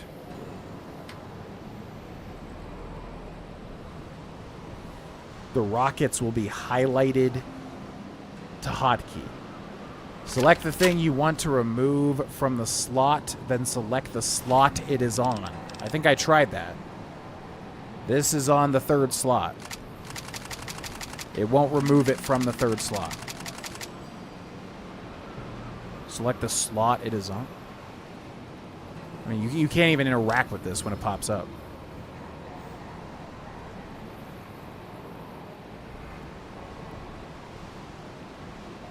Yeah, I don't know. I'm just getting very confused.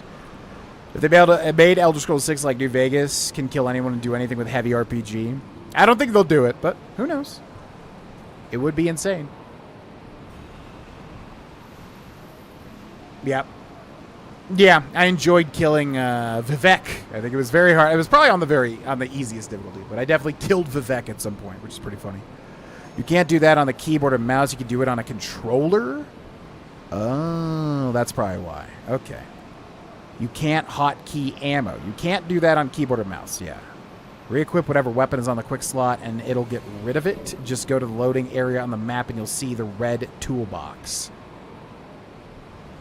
Remove the item from your... Yeah, see, that's what I thought. I guess we could drop it. Okay, should we try it? I haven't played New Vegas with a controller in like 1,000 years. That'd be a funny way to end this stream, though. Alright, we just gotta remember to get that Elijah thing in the next episode. Okay, we'll give it a shot. I think you gotta literally restart it, though, with this game. Because it does not like controllers at all. Making my way down, blood, do, zibado, gotta be bo, zabada, biba, da bo, ajaba, down, abada, shiba, da ga, ogo, diba, jabada, biba, da bo, agado, bazu, badabu. Alright, let's see if it works. It says mostly playable with your controller. Yep, that's about right. On Steam. Yeah, playing New Vegas. Playing Oblivion with a controller. Oh my god, that was like a whole thing, like... Was it the Darfesh playthrough? Where that was, like, not working at all. I bought, like, a Steam controller for it. It was just, like, a freaking mystery how to even make that thing work.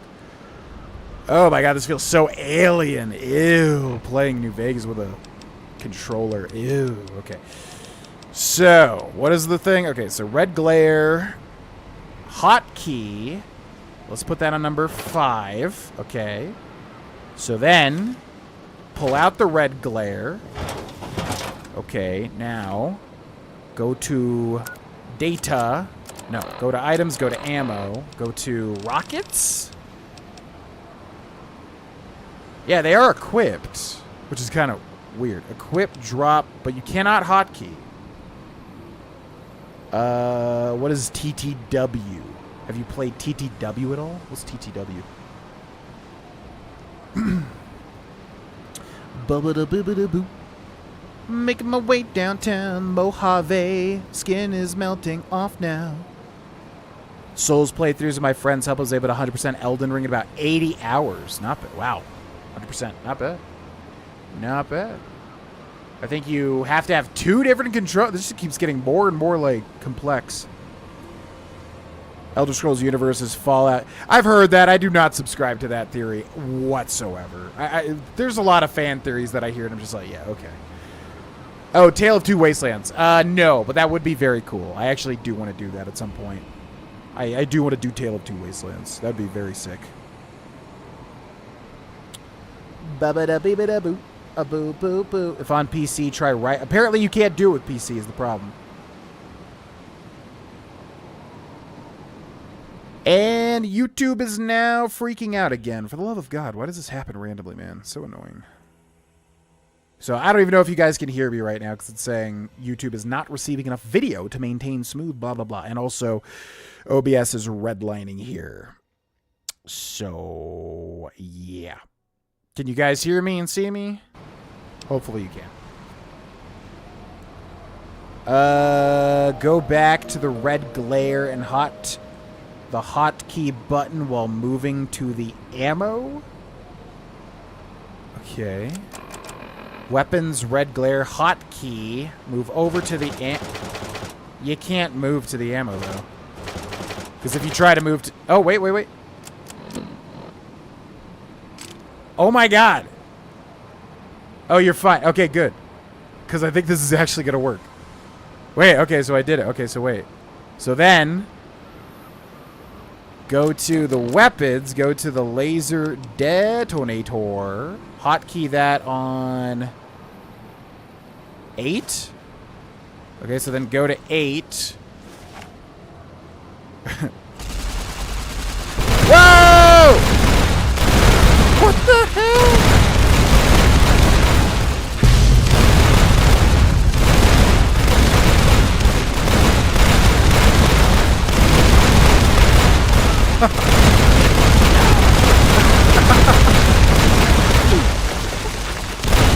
You guys can see that, right?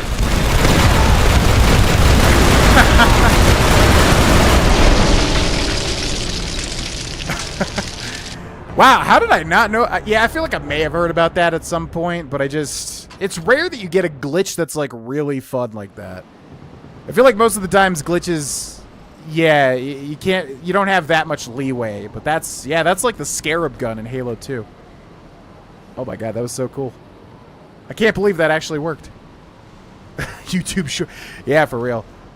Yeah, that would be a funny YouTube. Yeah, some people give me crap like, why are you making this? It's so old. It's like, dude, I didn't know about it. It's interesting to make. Shut up. Oh, god, people are so annoying these days. But yeah, I didn't know about that. So yeah, I agree. It would be like a funny short to make. All right. Well, yeah, YouTube's freaking out. We've been streaming for 3.5. I thought it was 3.5 hours. So I think we will end here before YouTube. And now, of course, as soon as I stop it, the internet becomes stationary again. Which is just how it goes. YouTube is not receiving enough video to maintain smooth whatever. Okay, well, I can't do much about that now, can I, YouTube? Right. Relax. Yeah, that was so cool. How do you do clips? I think it might be a button on Twitch. There should be a button somewhere, maybe, where you can clip it. You could probably do a clip command, but I don't have that set up.